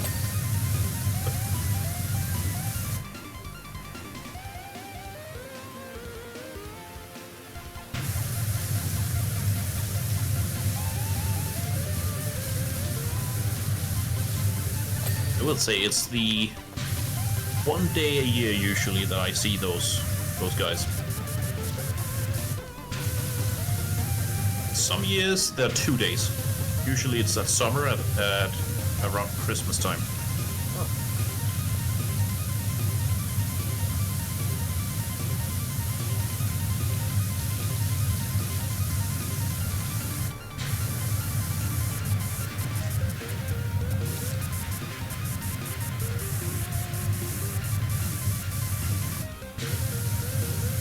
Well, except you, good person. Oh man.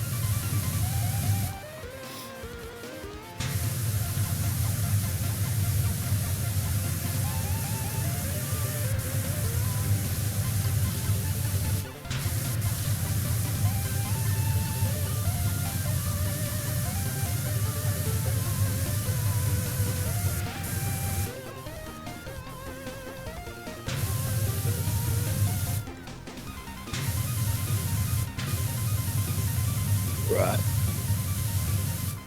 Yes? That's all. It sounded like bruh. I could have gone to Ralph. Please don't Ralph on stream. I mean, it's the way Dan burps. And he says its funniest sound is to just saying Ralph when you burp.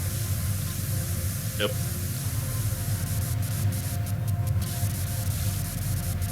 Although Ralphing is not a good thing. Ew. That I do avoid.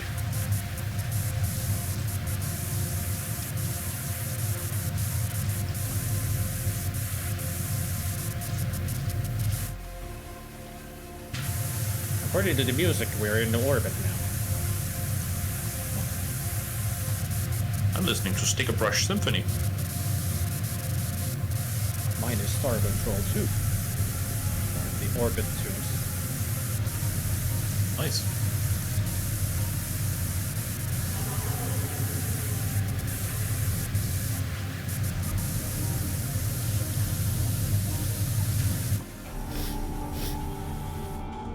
Whenever a Spidey burps, an angel gets its wings, chicken wings, with lots of ranch dressing.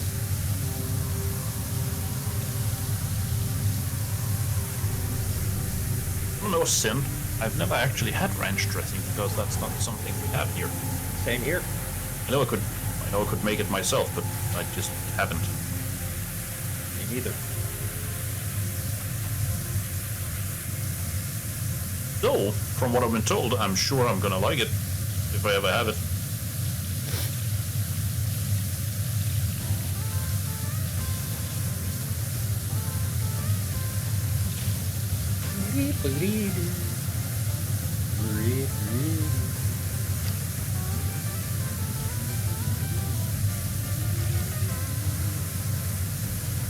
We're surfing now, according to Mother 3. Oh.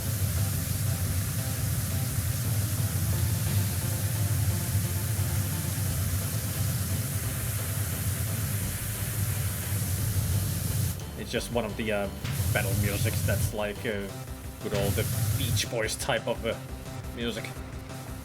Oh, right. Excuse me, Your Highness. Sorry about that. Knock them over. Excuse... and so on.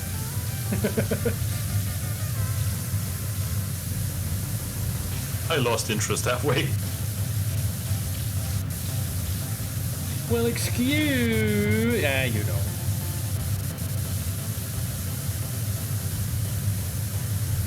I do.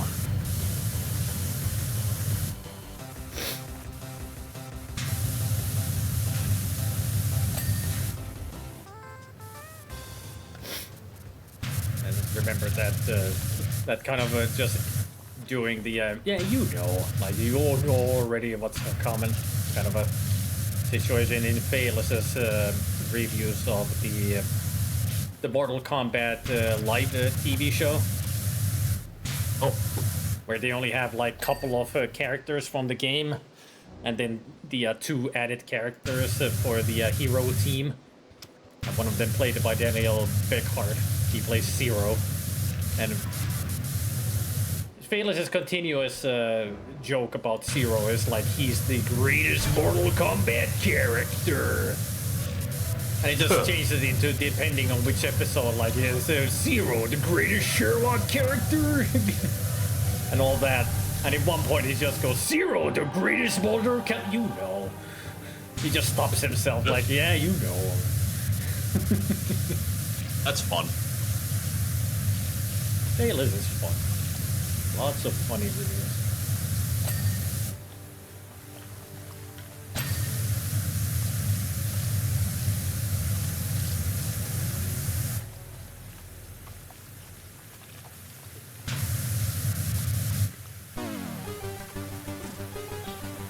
Currently he is working on, he did already one video, but he's gonna do all of the episodes of the Sliders. Oh.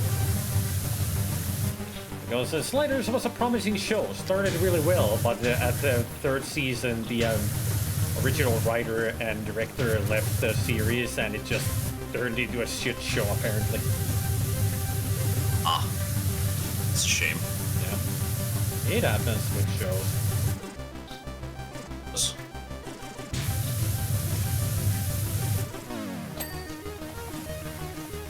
What still amazes me though is the fact that Futurama has been cancelled as many times as it has and kept coming back. Yeah.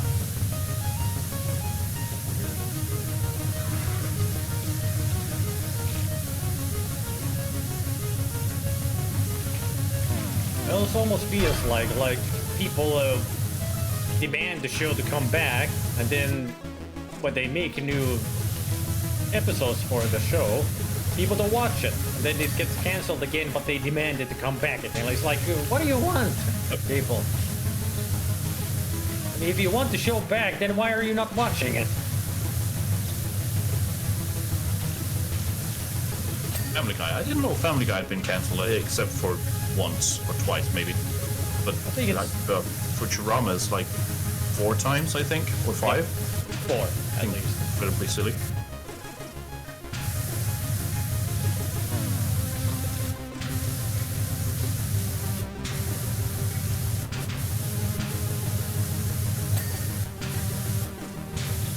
I like shows like Rick and Morty. It's you're like, has it been cancelled? No, you just have to wait a year for the next episode. Yeah. I still need to watch the new season. I watched the entirety of season 1, the entirety of season 2, and then lost interest in season 3 because I realized the jokes weren't landing for me. They landed for me. I watched all of it. Just need to watch the new season. Completely fair. It's just the kind of crazy humor that I enjoy, and lots of references to sci-fi movies and everything that I've enjoyed in the past, so it's funny.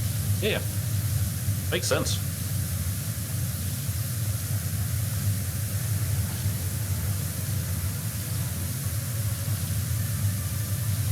Not to mention all the characters that they bring in.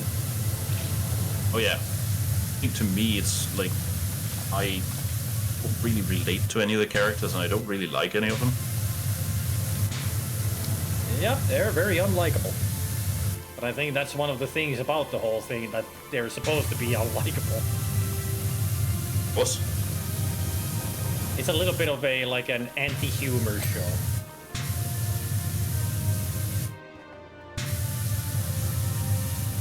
Like, it's raunchy, it's disgusting, hardcore, and all that. But that's the whole idea of the show. It's not supposed to be like any other sci-fi show or everything. It really pushes the borders with its humor. It does. But I like it still. It never has ever offended me or anything. Same here. I mean, I don't find it offensive as such. It's just, it's the same problem I have with The Boys. At some point, it's just like, I don't know why I would watch something where I can't either relate or like any of the characters. Yeah. It's just not me. That's totally understandable. I do like that at some point we were talking, I think it was a movie night, we were talking about The Boys, and I said something along the lines of, it's a crazy show and I'm not sure if I'm gonna like it if I keep watching. Lisa instantly went, oh, watch on, it's gonna get crazy, and that was an instant turn off because that's the thing I don't like. Yeah.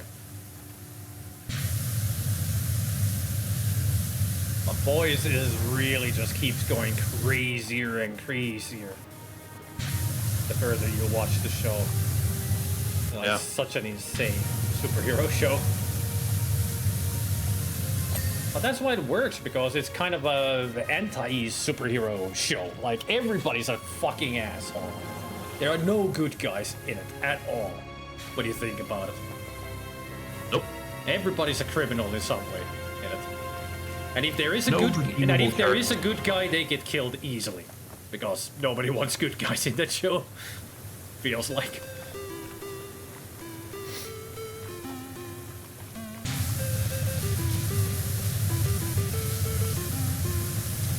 I still watch it. Because it is entertaining on how crazy the boys get.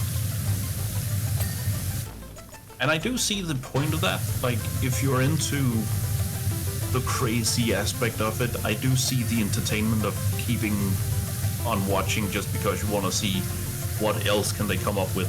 how can they top what they did in season whatever? You get that. That makes total sense. I think that is the biggest reason why people keep watching, because you just want to see what happens next.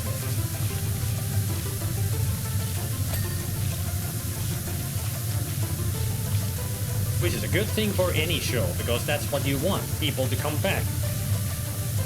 Yep.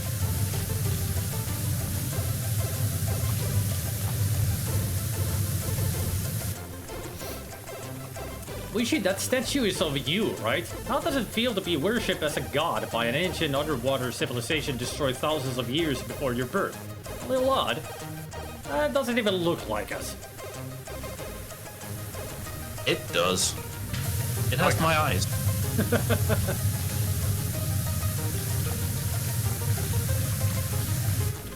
It has your eyes? It's got my hands. Our son? I just... No, I thought you were gonna go for a Hot Shots reference. Really, hot shot. Yeah. I mean, with you, of course, it's Oh, gonna shot. go into freaking Game Grumps territory. Is that my son? It's not my son. My son is a helicopter. Alex? Yeah, the helicopter. I mean, the first time I saw that episode, I was like, wait, what? What's he talking about? And then he kept going, and it just kept getting funnier because it's just like he's completely lost his mind at that point. It's so absurd. We can start into life, Leo. The Hot Shots reference was Charlie Sheen throughout the movie says he has his father's eyes and he keeps Oh them yeah, in he keeps them in a box, yeah. That was the first time I heard that phrase and then that joke with it. Such a good joke. Comes out of nowhere. What's stupid shit in that one?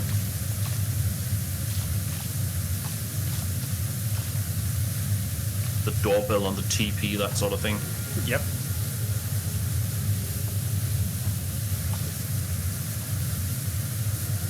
And the shaman listening to, I think it was MC Hammer. Yeah. Or something.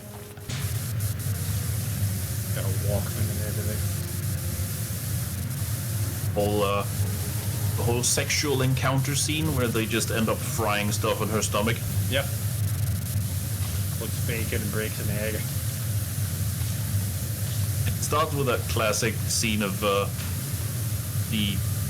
ice cube, and then it just gets progressively Sillier. more intense from there. Yep. I do like it that when he breaks the egg on her stomach, she reacts to it, and he's like, ooh. Like, yeah, it's hot. Yeah. Yeah. Not that way hot. Man. It's stupid. I also love that the Lloyd Bridges admiral just keeps saying the most ridiculous things and shows it, like he lost his ears in Vietnam, and he puts a napkin through his head, and he's like, huh? It's like, all the ridiculousness that he lost something during the war.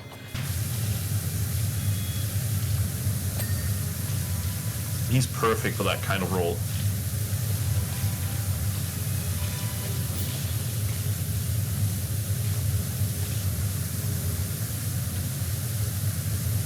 Pick the wrong week to stop taking methamphetamines. Apparently, Sweet thinks we should be grumpy. Apparently so, yeah. Plush grumps. So we are grumpy about plushies? Must be something like that.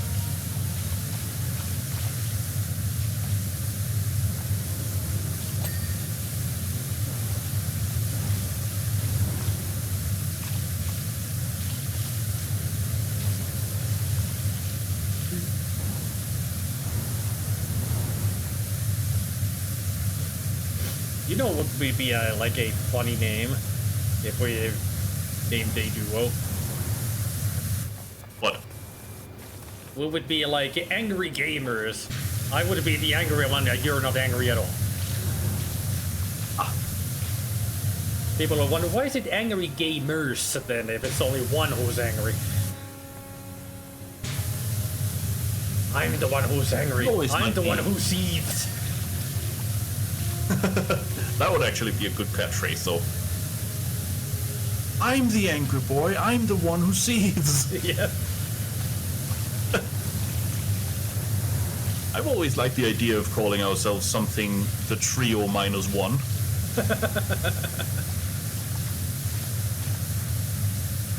And why not call you a duo? Because we're a trio. -1. A duo is overrated.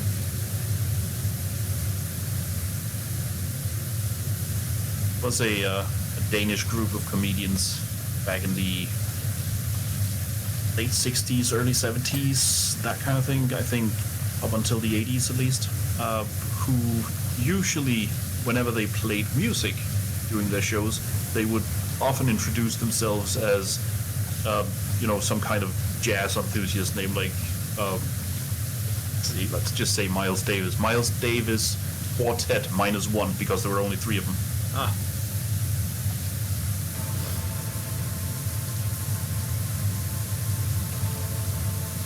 I remember in a Finnish comedy show, at one point they made like a group of players.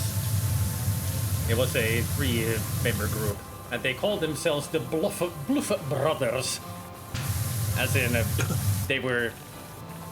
was blue because they were blue, and it was FF because they played loudly, and they were Brot because they were brothers, and Hörs because they played music for her. Bluff Brot Hörs. That's really ridiculous. I love it. Yep. And that's how they even pronounced the name. Bluff Brot Hörs. Not the Bluff Brothers. Blue Brot Hörs. So it was English, Italian, and German put together. Which you do.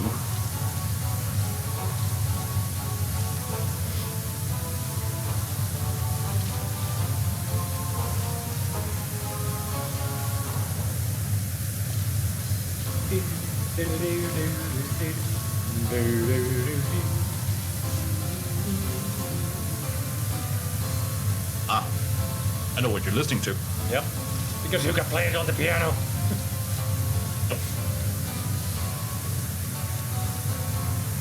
I think when I put this in music in Discord, you just came in and like, I can play this on the piano, and I answer, why are we shouting? Yeah.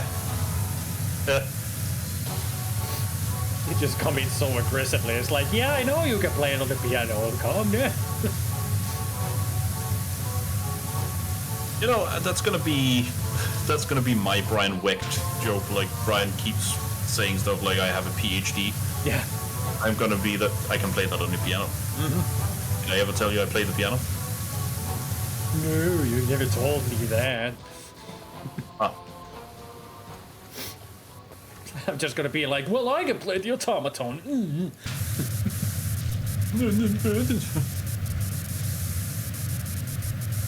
So big special. I mean, I can play the piano, but not really well. Just basic stuff. That's as far as I've learned to play the piano. I know chords and all the notes. I know how to play, but not really that good at it. Just good enough, Mine's you would the say. British comedy duo of Morecambe and Wise have one of their skits. They have to play. I think it's Greek Piano Concerto No. 1 with the legendary what's it called? Band, not composer, but hang on. Conductor. Searching for the word. Yes, conductor. Thank you. The legendary conductor Andrew Previn.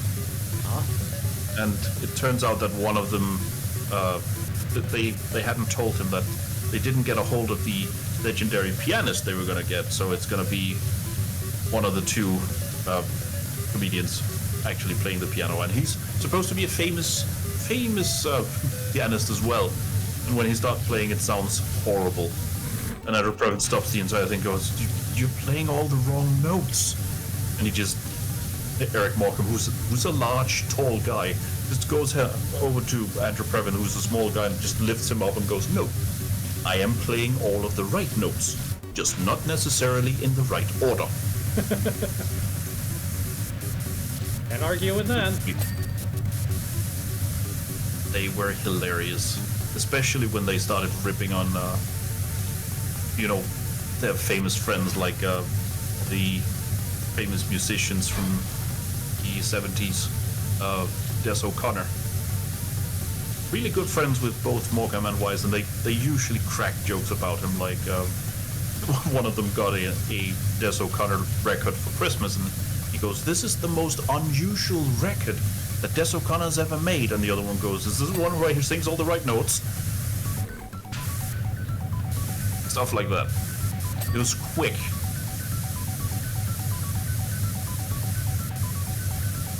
One of them got into the hospital because of some, I think it was heart problems. And being a good guy, Des O'Connor actually, in a statement to the press, said that he had asked the entire stadium for which he was playing that night to pray for Eric Morecambe. And Eric Morecambe had answered back in the press with, "I'm sure those 5 or 10 people made all the difference." Because that kind of, jab at each other is great.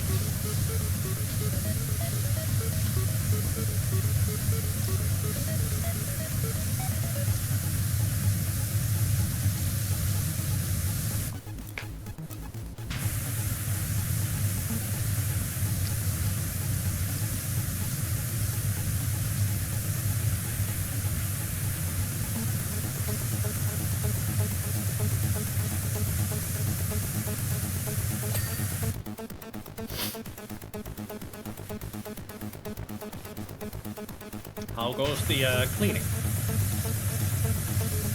I think it's going. It's progressing. What? It's a large place. Yep, it is. Just imagine doing this on your own. I can. And I probably will at some point. Mm-hmm.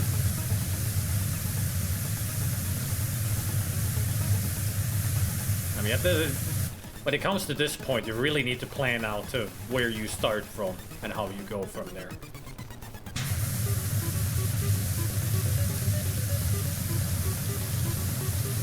Imagine. Just going from anywhere won't crowd it.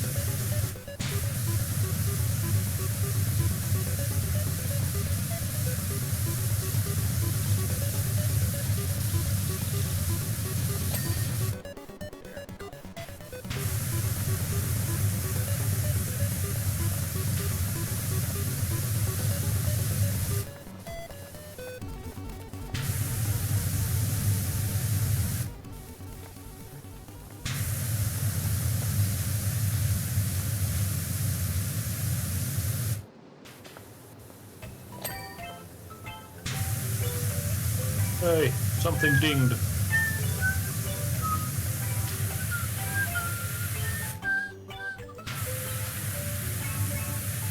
I'm Guybrush 3. My department.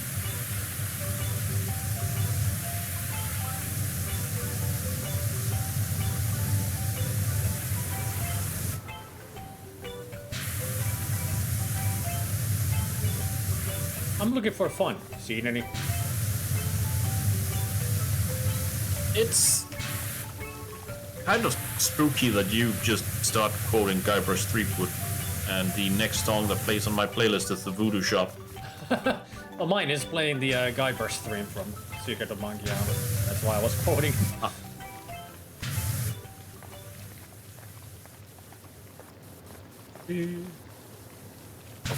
the rubber chicken with a pulley in the middle.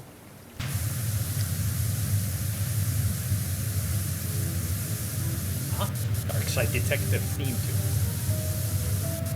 Nice. Do let me know if you're going to stream them, because it would be nice to be there to watch you play and also do the voice for Dooley. All right.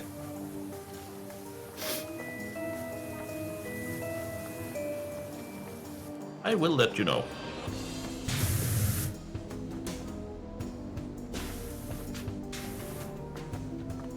What am I missing?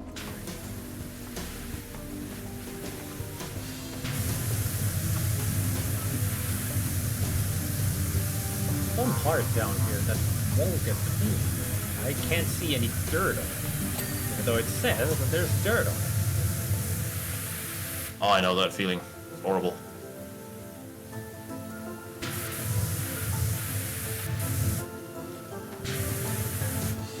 Oh, there it is. A huge spot mist. That exploded. I found the dirt. Hey, stop looking at me. There we go. Well, this is gonna be fun. Me just looking straight up. I mean, I've been inches from the wall this entire time. Oh, hi. Hello. About time.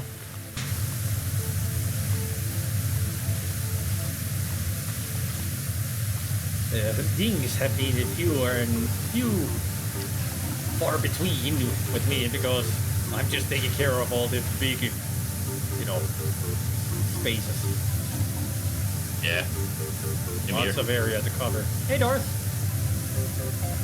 Hey, Darth. Aw, that's adorable. Yeah, I've got that Henlo there too. One of the best ones. I do like that it's that size, though. Means I can actually see it.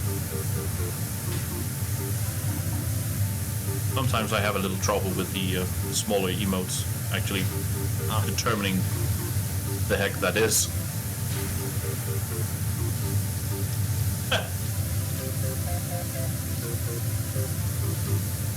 Gotta pretend I'm 30. That's okay, Darth. 30 months. Now stream you can be. Now a stream you can be whichever gender, age, or well, species I think you'd like.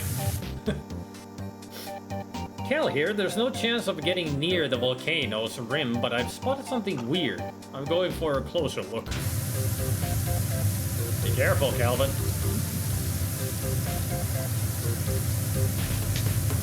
Might find hops there.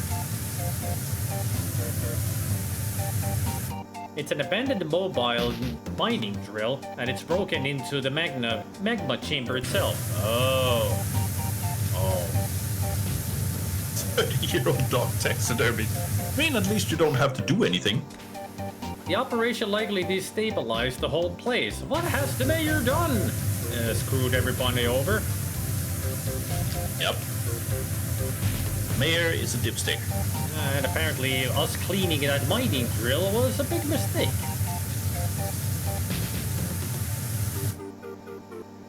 That's what destabilized the whole freaking volcano. Them drilling into it.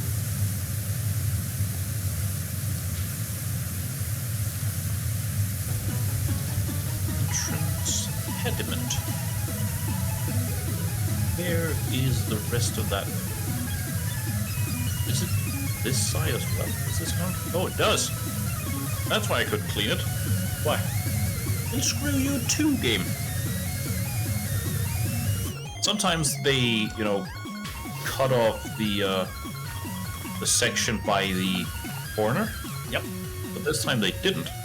Yep. Trust me. Happening to me all the time. Ooh, and his.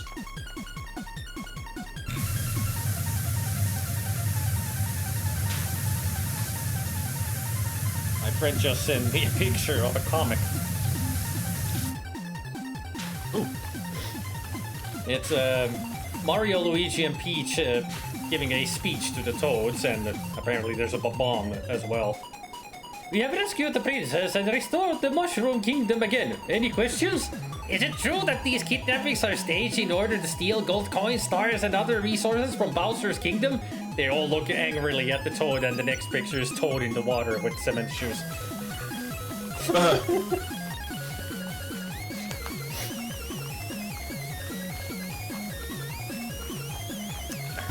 They want the Toads to find out the truth. We'll question it. It's the process, they say. Yep.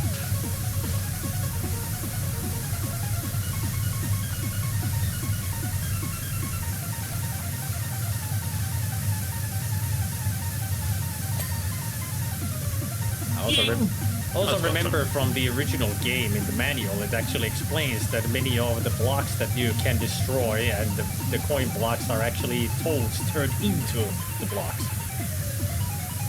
That's even worse. So yeah, basically you're killing them.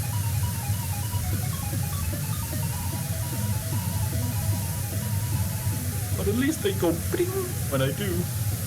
Or...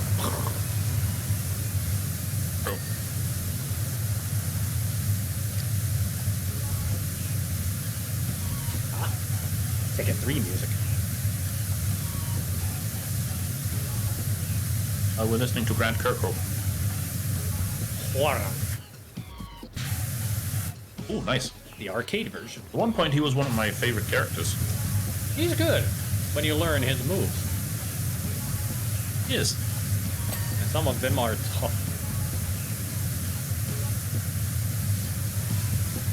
I always hated when I pushed the wall buttons and he would just change his stance, and if I would press them constantly, he would just do like a dance, like, come on, the wall button. Yeah. Once you find out that that's what those buttons do, you keep pressing them accidentally. Yep. Then once you press them accidentally, you keep pushing them again just because. And also when you want to do the move that you were thinking, it's the wrong move because it's not from that stance, then you're like, God damn it. Yeah. And then you get your ass kicked. kicked. Yeah.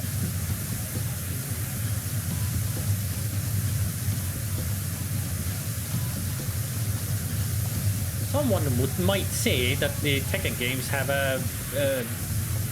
too many button combinations. No. I like it. Me too. I'm a Tekken fan. Me too. I mean, the thing is that kind of other fighting games. Yeah, I mean, the thing is that they may be complicated moves that you can perform, but they're easier than when you think about like Mortal Kombat, because Mortal Kombat has even the distances that you have to be in the proper distance to do certain moves, and that is annoying. While in Tekken, it's just pure button combinations that you push. Yep. So either you hit or you don't. Dang.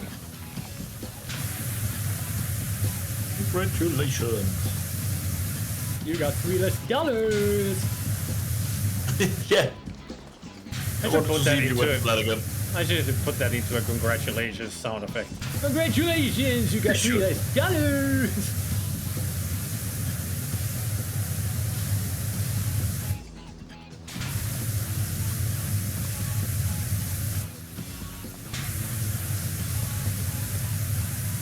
Nice if they showed that then. If anybody's wondering what that is a Game Grumps quote. Yeah, congratulations, you have $3 less. But if you're wondering what the heck does it mean, they were talking about ATMs. That Dan had gone to an ATM where he actually had to pay to get his money out of it. And then it said a little sound. Yeah, it made a little ding in the end. And then Aaron just made it into a joke like, congratulations, you had $3 less. Because apparently it demands quite a high price to get your money out of it. I do love it when Aaron starts with those, that kind of joke where he just yells something that's the first thing he thinks of. Yep. The other one being the 23andMe, which Dan accidentally turns into 23 Skidoo. 23 Skidoo! Give us your blood and we'll give you some dates. Yes. Give us your blood and we'll give you some dates. No, germs. President Reagan, so good to see. President Reagan. It's so good to see you. Been a long time. I stopped meeting you with their hands. It's not even it's so good to see you, it's just so good to see. Yeah, it's so good to see. The kiss, no, germs. Yes. Best Oh one. man. Roll it holy. Come in. We're escaping from prison. I really Build a need new to life, Leo. I really need to rewatch that. Such a good series from them. Playing through a way Yes. out.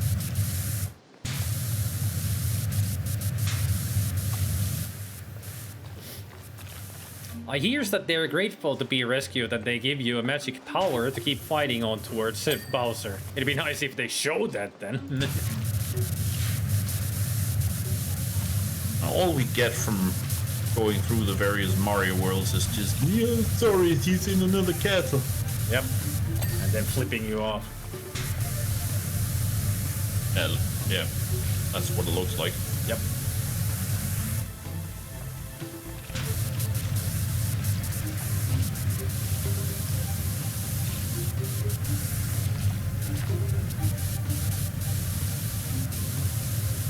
Reminds me of the Star Bomb song about who the princess should choose. In the end, she chooses Toad. Both Mario and Luigi go, Toad! And she goes, well, his whole body is shaped like a dick. That's the, yeah, makes sense.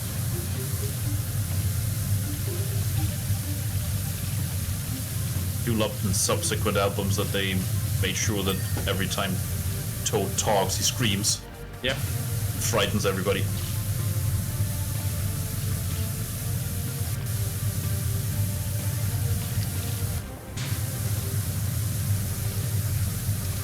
This is the head of my dead son. Well, I don't know. Maybe.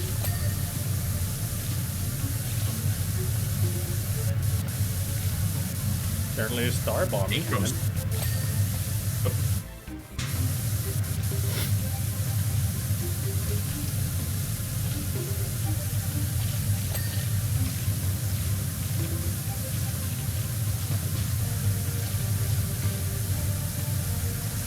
Good.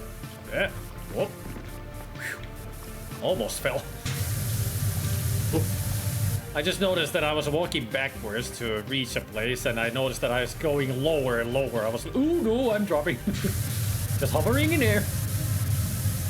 Oh, crap.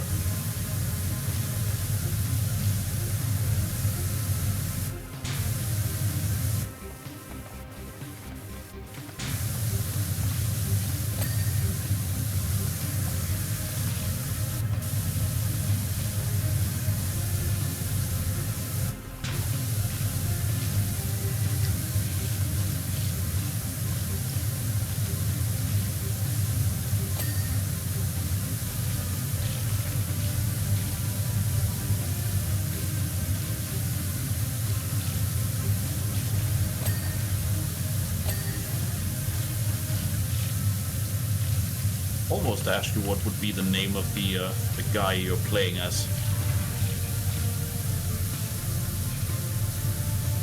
I only wanted to get to the point of, yeah, only wanted to get to the point where I could go up. I'll just call you Jawaharlal.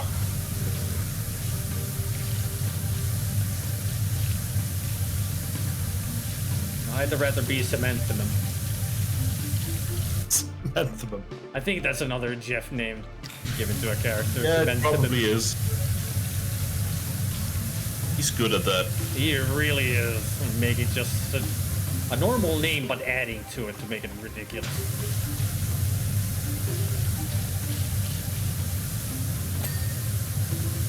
I like how unexpected Jawaharlal is. Yeah. Comes out of nowhere. Especially because Ryan calls Jeff Jeremy.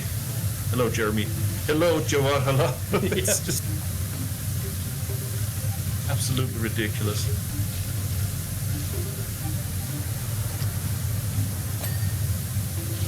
What do I look like?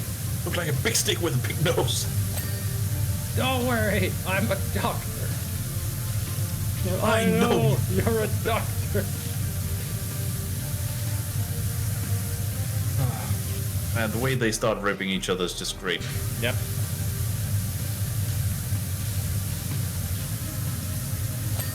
Lightning.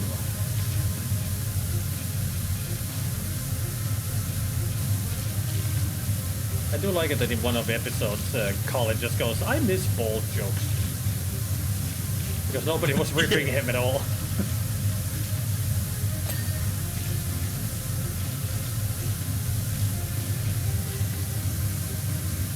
They were making just fun of everybody else but him, and he got lonely. I miss bald jokes. Love it when they make fun of Ryan's shoes. Those very, very blue shoes that he wears. Yep. I just like his reaction to it. I don't know, the color of the sky and the oceans.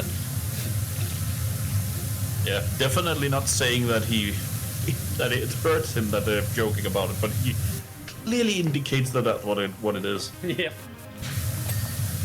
It's like he's wondering, why are they joking about his shoes? They're just shoes. They're blue. But that's what he complains to his therapist.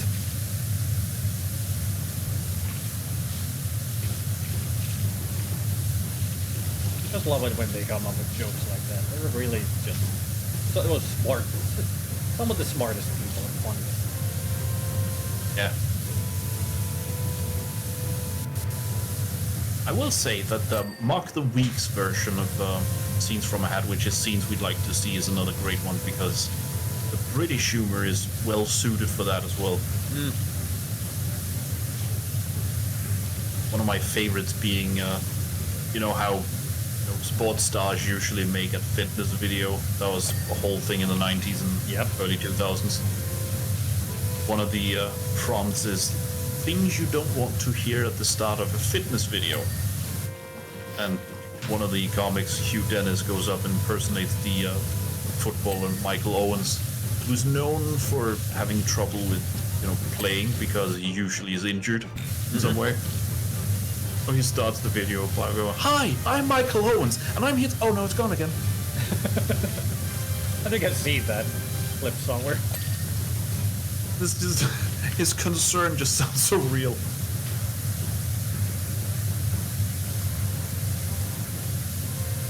I mean, Whose Line Is It Anyway originally was a British show. It was, yeah.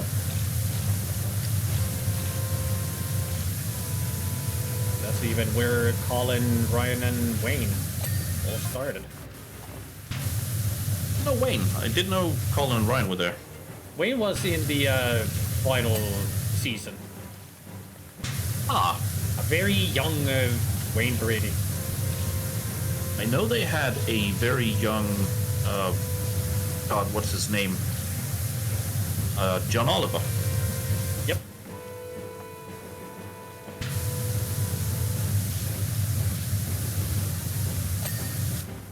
Wow, they're getting messages from Calvin again.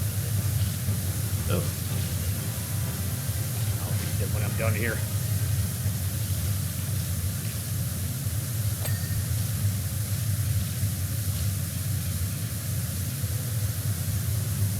There we go.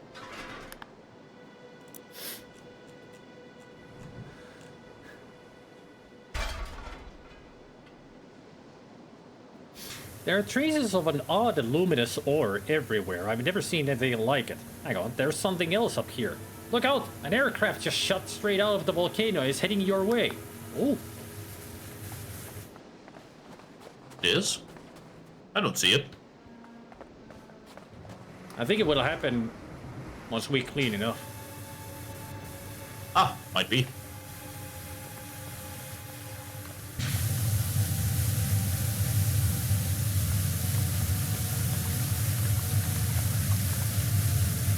There's a moment in one of the, whose line is it anyway, with the Hollywood director, I think it is, where Colin asks Ryan, in character both, "What are you doing?" Ryan answers, "You."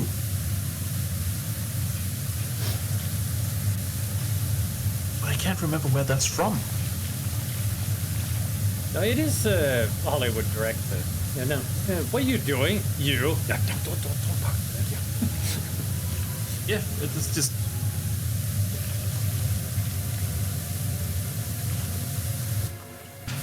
I always love still the need to way find that when Colin, Go ahead. you know, when at the beginning when they've done the scene first time before Colin comes in and start messing up with it, it's just always the insults that he come up with. Yeah. Like one of the favorites when he throws just dies is like, correct. That's I do have to find the episode where it's from, where he says like the great Pavarotti once sang, "Rap." Like Julius find that Caesar line again. once said, A2 crap A. Yep. Classics.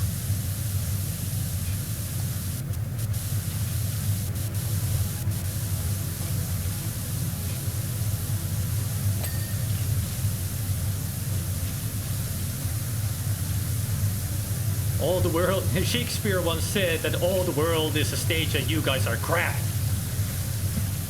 I think that's one of them that he says.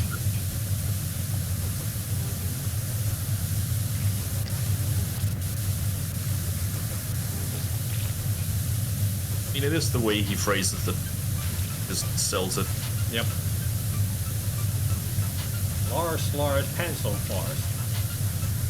That's the other one from the 9 o'clock news. Yep. The weird newscasters always coming out with the funniest The names. names. Pierre, because my bladder is empty. Yep.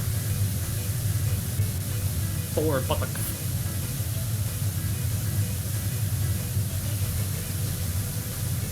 Used to remember a good load of them, and now I'm drawing a blank. Wayne, go away. And Wayne just leaves. Right.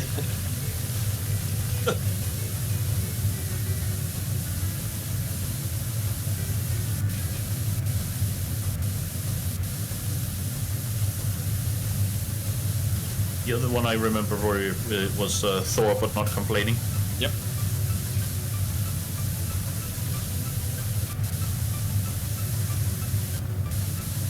Noah, she's having my baby.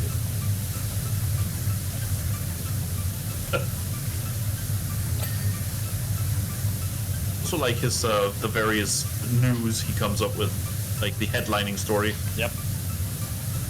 Give me shoes McClarty. First reported case of knick-knack paddywhack. A guy was swallowed by a whole by a whale, and he ran to the other end until he was pooped out. Ran all the way to until he was pooped out. Yep.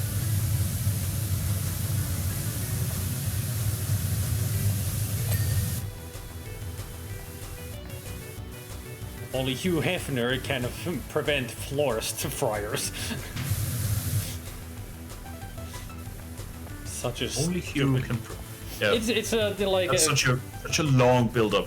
yeah, it was just priests selling flowers or plants gathering up in the front of the Playboy mansion, but the police could not do anything. But only Hugh came in and got them away. So only Hugh Hefner can prevent florist fryers. He struggles saying the florist fryers because it's such a tongue twister. Just to watch who's line the British one. What was predecessor to Comedy Central, 1998. I was very young in '98. On a trip to London in the late 90s, all my friends went to see a West End musical, but I went to see Lee Evans live. I didn't understand half of what he said because I wasn't that good at English yet, but it was a blast. Oh, Lee Evans is best. So much fun. I have to be in the right mood, but yes. Sometimes there's a little too much going on. He's too hectic. He is. He's very hectic.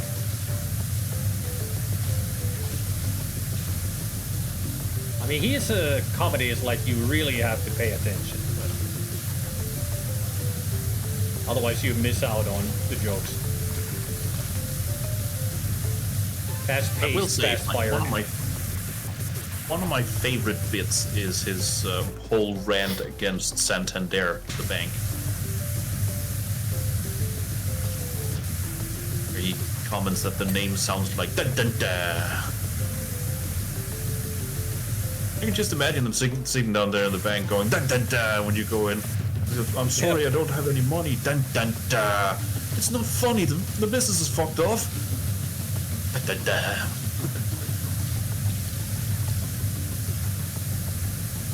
Stomping around the sea, going parcel fours. Parcel fours. We will get the package to you. Fuck off.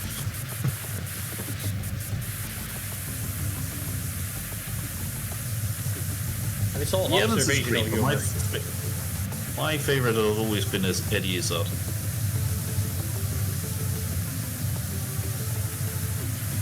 That's because I'm a fan of the absurdist things.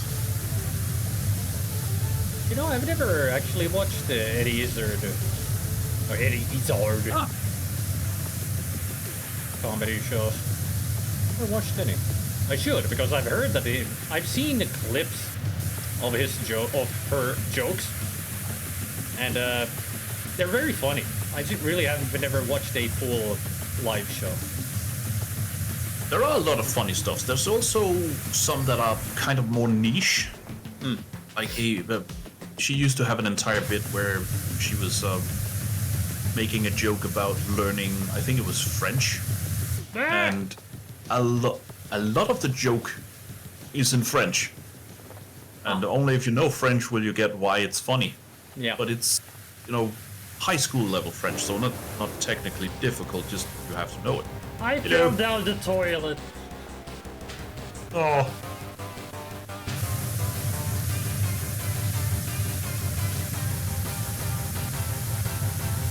Do we have a break? Où est la plume de ma tante? La plume de ma tante is sur la chaise. And the tape goes, non. La plume de ma tante n'est pas sur la chaise. But it's like, how does it know what you're saying and how is it responding? Yeah. Let's see if we can finish this first. I'm hungry. I don't know how much are you missing inside? Absolutely nothing. Well, not much. I'm missing half, like once, not even one side over here, and then just the bottom part of the other side, and that's it, outside. So, here we go. Now I'm just missing the bottom part of this one side. Get it done, then get some food. Get her done. Larry the Cable Guy. I'll tell you one more thing about how many Ipsa reads a lot. Eat Prilosec. Eat Prilosec. Consume Prilosec. Consume Prilosec. I'm pretty sure he says it like that. Prilosec is your god. This is your god. It will bring you much joy.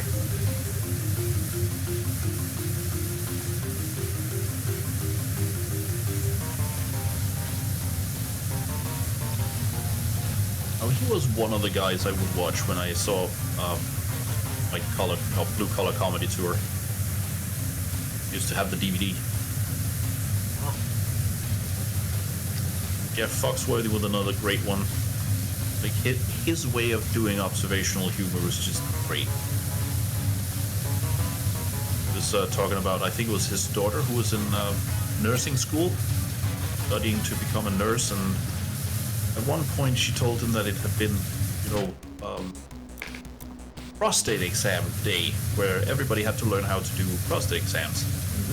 And naturally he got curious and started asking questions, and she told me that it's actually the same guy for the entire state. They just have that one volunteer. And I was thinking to myself, that must get really messy at the end bit, because he can't really drive himself home because everybody has to, lube up before they do any examination. So he'd just be sliding down on the floor if he tried to drive home. And if he tried to walk home, he can't cut it far. He'd be leaving bubble trails. Like that kind of thing. Then he had one of his classic bits was comparing what people had done to whether or not they were a redneck. If you've ever used a bar stool for a walker, you might be a redneck. That kind of... Then Ron White, another one on stage, just raises his hand. If you see a sign that says, "Say no to crack," and reminds you to pull up your pants, you might be a redneck. You mow your front yard and you find 4 cars, you might be a redneck. They were great.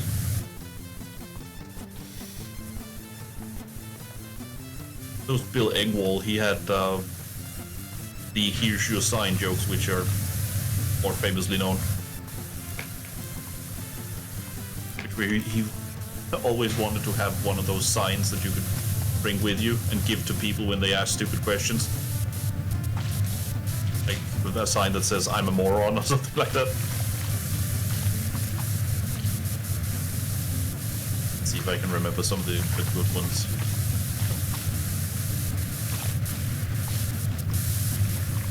There was a semi-truck that got stuck under an overpass, and once AAA came to help, the officer from AAA just took a look at the semi and went, "Truck got stuck?"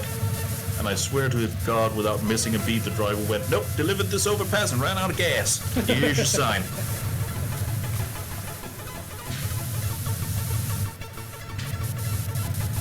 The other one was him getting a flat tire and asking for road help, and the guy coming out, "Tire go flat."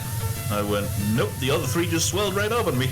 And without missing a beat, he went, "Yeah, the heat'll do that."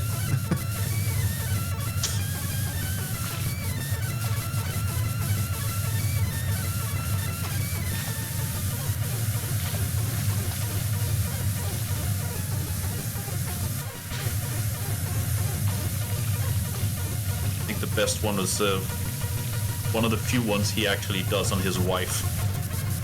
He was phoning to tell her he was going to be home a little later than expected because they had a little trouble with the airplane. They had hit a deer, so they had to do an emergency landing, sort of. Well, they were, on the driveway. They just smack right into a deer, and they had to do assessments and stuff. And just as soon as I said, "We hit a deer," she goes, "Were you on the ground?" And I went, "Nope, Santa was making one last run." And she said, "Don't you say it." That scaffolding. No.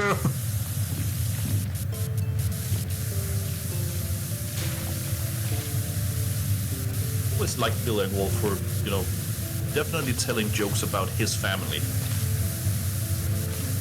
His family and his friends, so not making fun of anybody besides the people he knows personally. That's a good thing. It is, because they know that they don't mean any harm with the jokes. Exactly.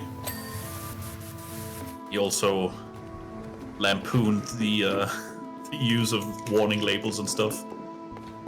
It's like one of the things was on roll-on deodorant.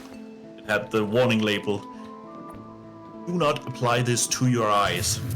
Ladies, when was the last time you were out with a guy and you thought I hit it off, and then you thought, but he just had that stinky eye?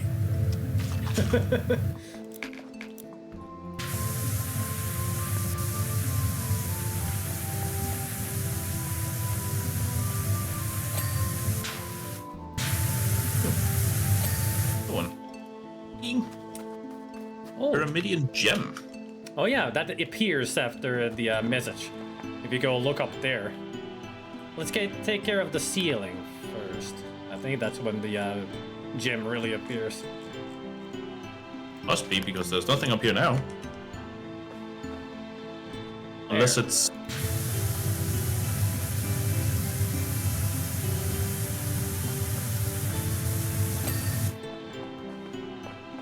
Should be up there now.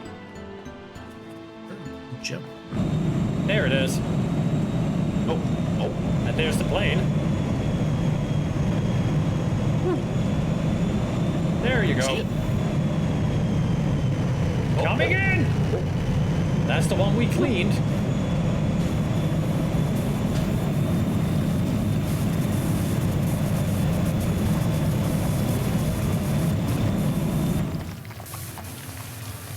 That was one loud And plane. then stop.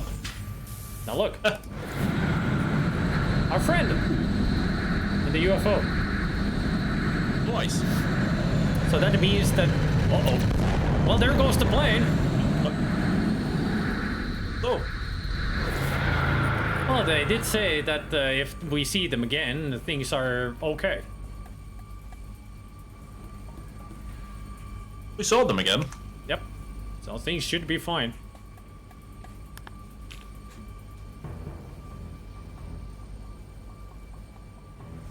That flaming volcano in the background. Yeah. Boop. Suddenly gem.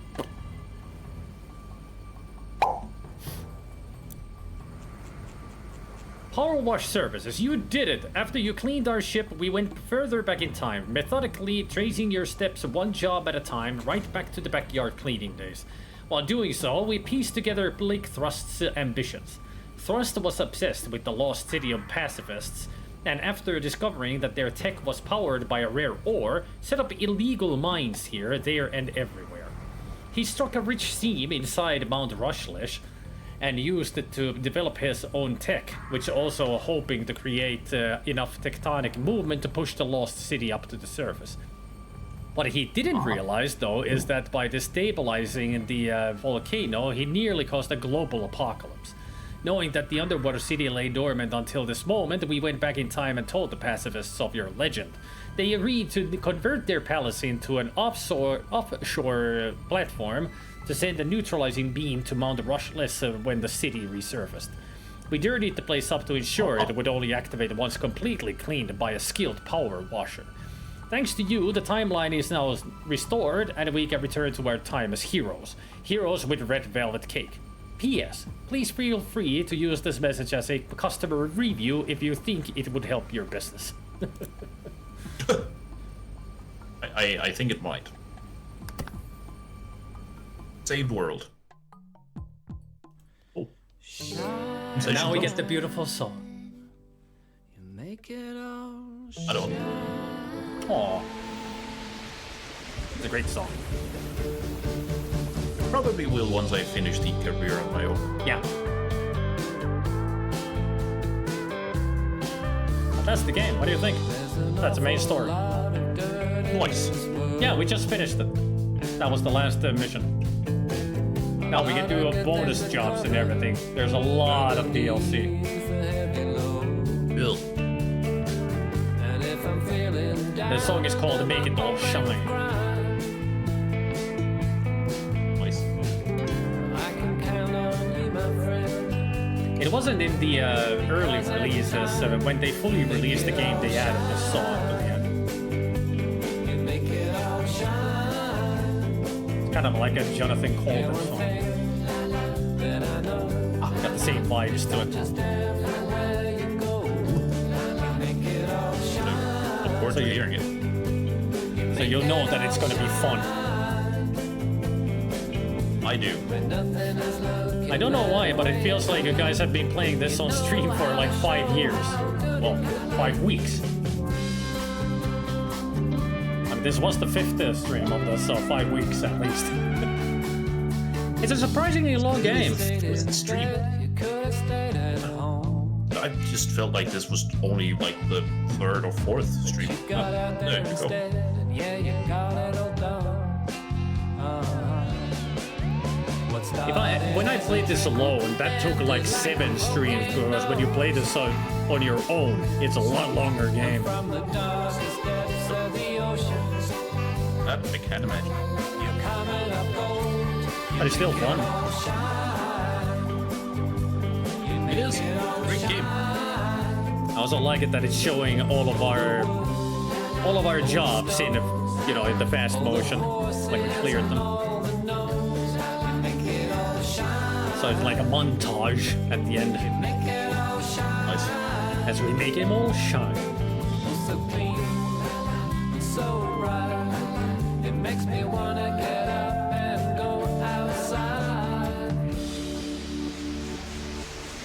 Now, food. Yes.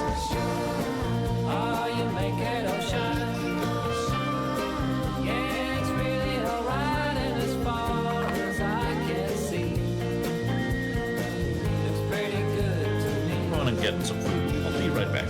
All right. There's a section left to do. Couldn't see it before, 'cause we just used the stool. You're checking it out. You're smelling it stinking. I look over at you and I know what you're thinking. Climb up a ladder and then get back down. We're not gonna rest till we've cleaned this town. We'll keep on going till it's all I can go. Then we put the shine back in this neighborhood. Turn off the tap 'cause I'm ready to go. That last patch of dirt is gone and so I'm feeling real fine. Now I finished the job and it's time to kick back. Now the pressure's on. Turn off the tap 'cause I'm ready to go. That last patch of dirt is gone and so I'm feeling real fine. Now I finished the job and it's time to kick back. Now the pressure's on. And the final scene.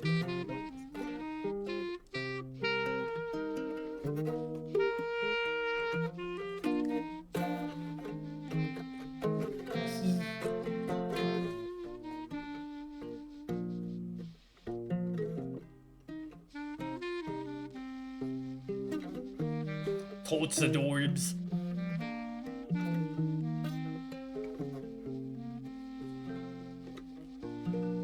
Thanks for watching.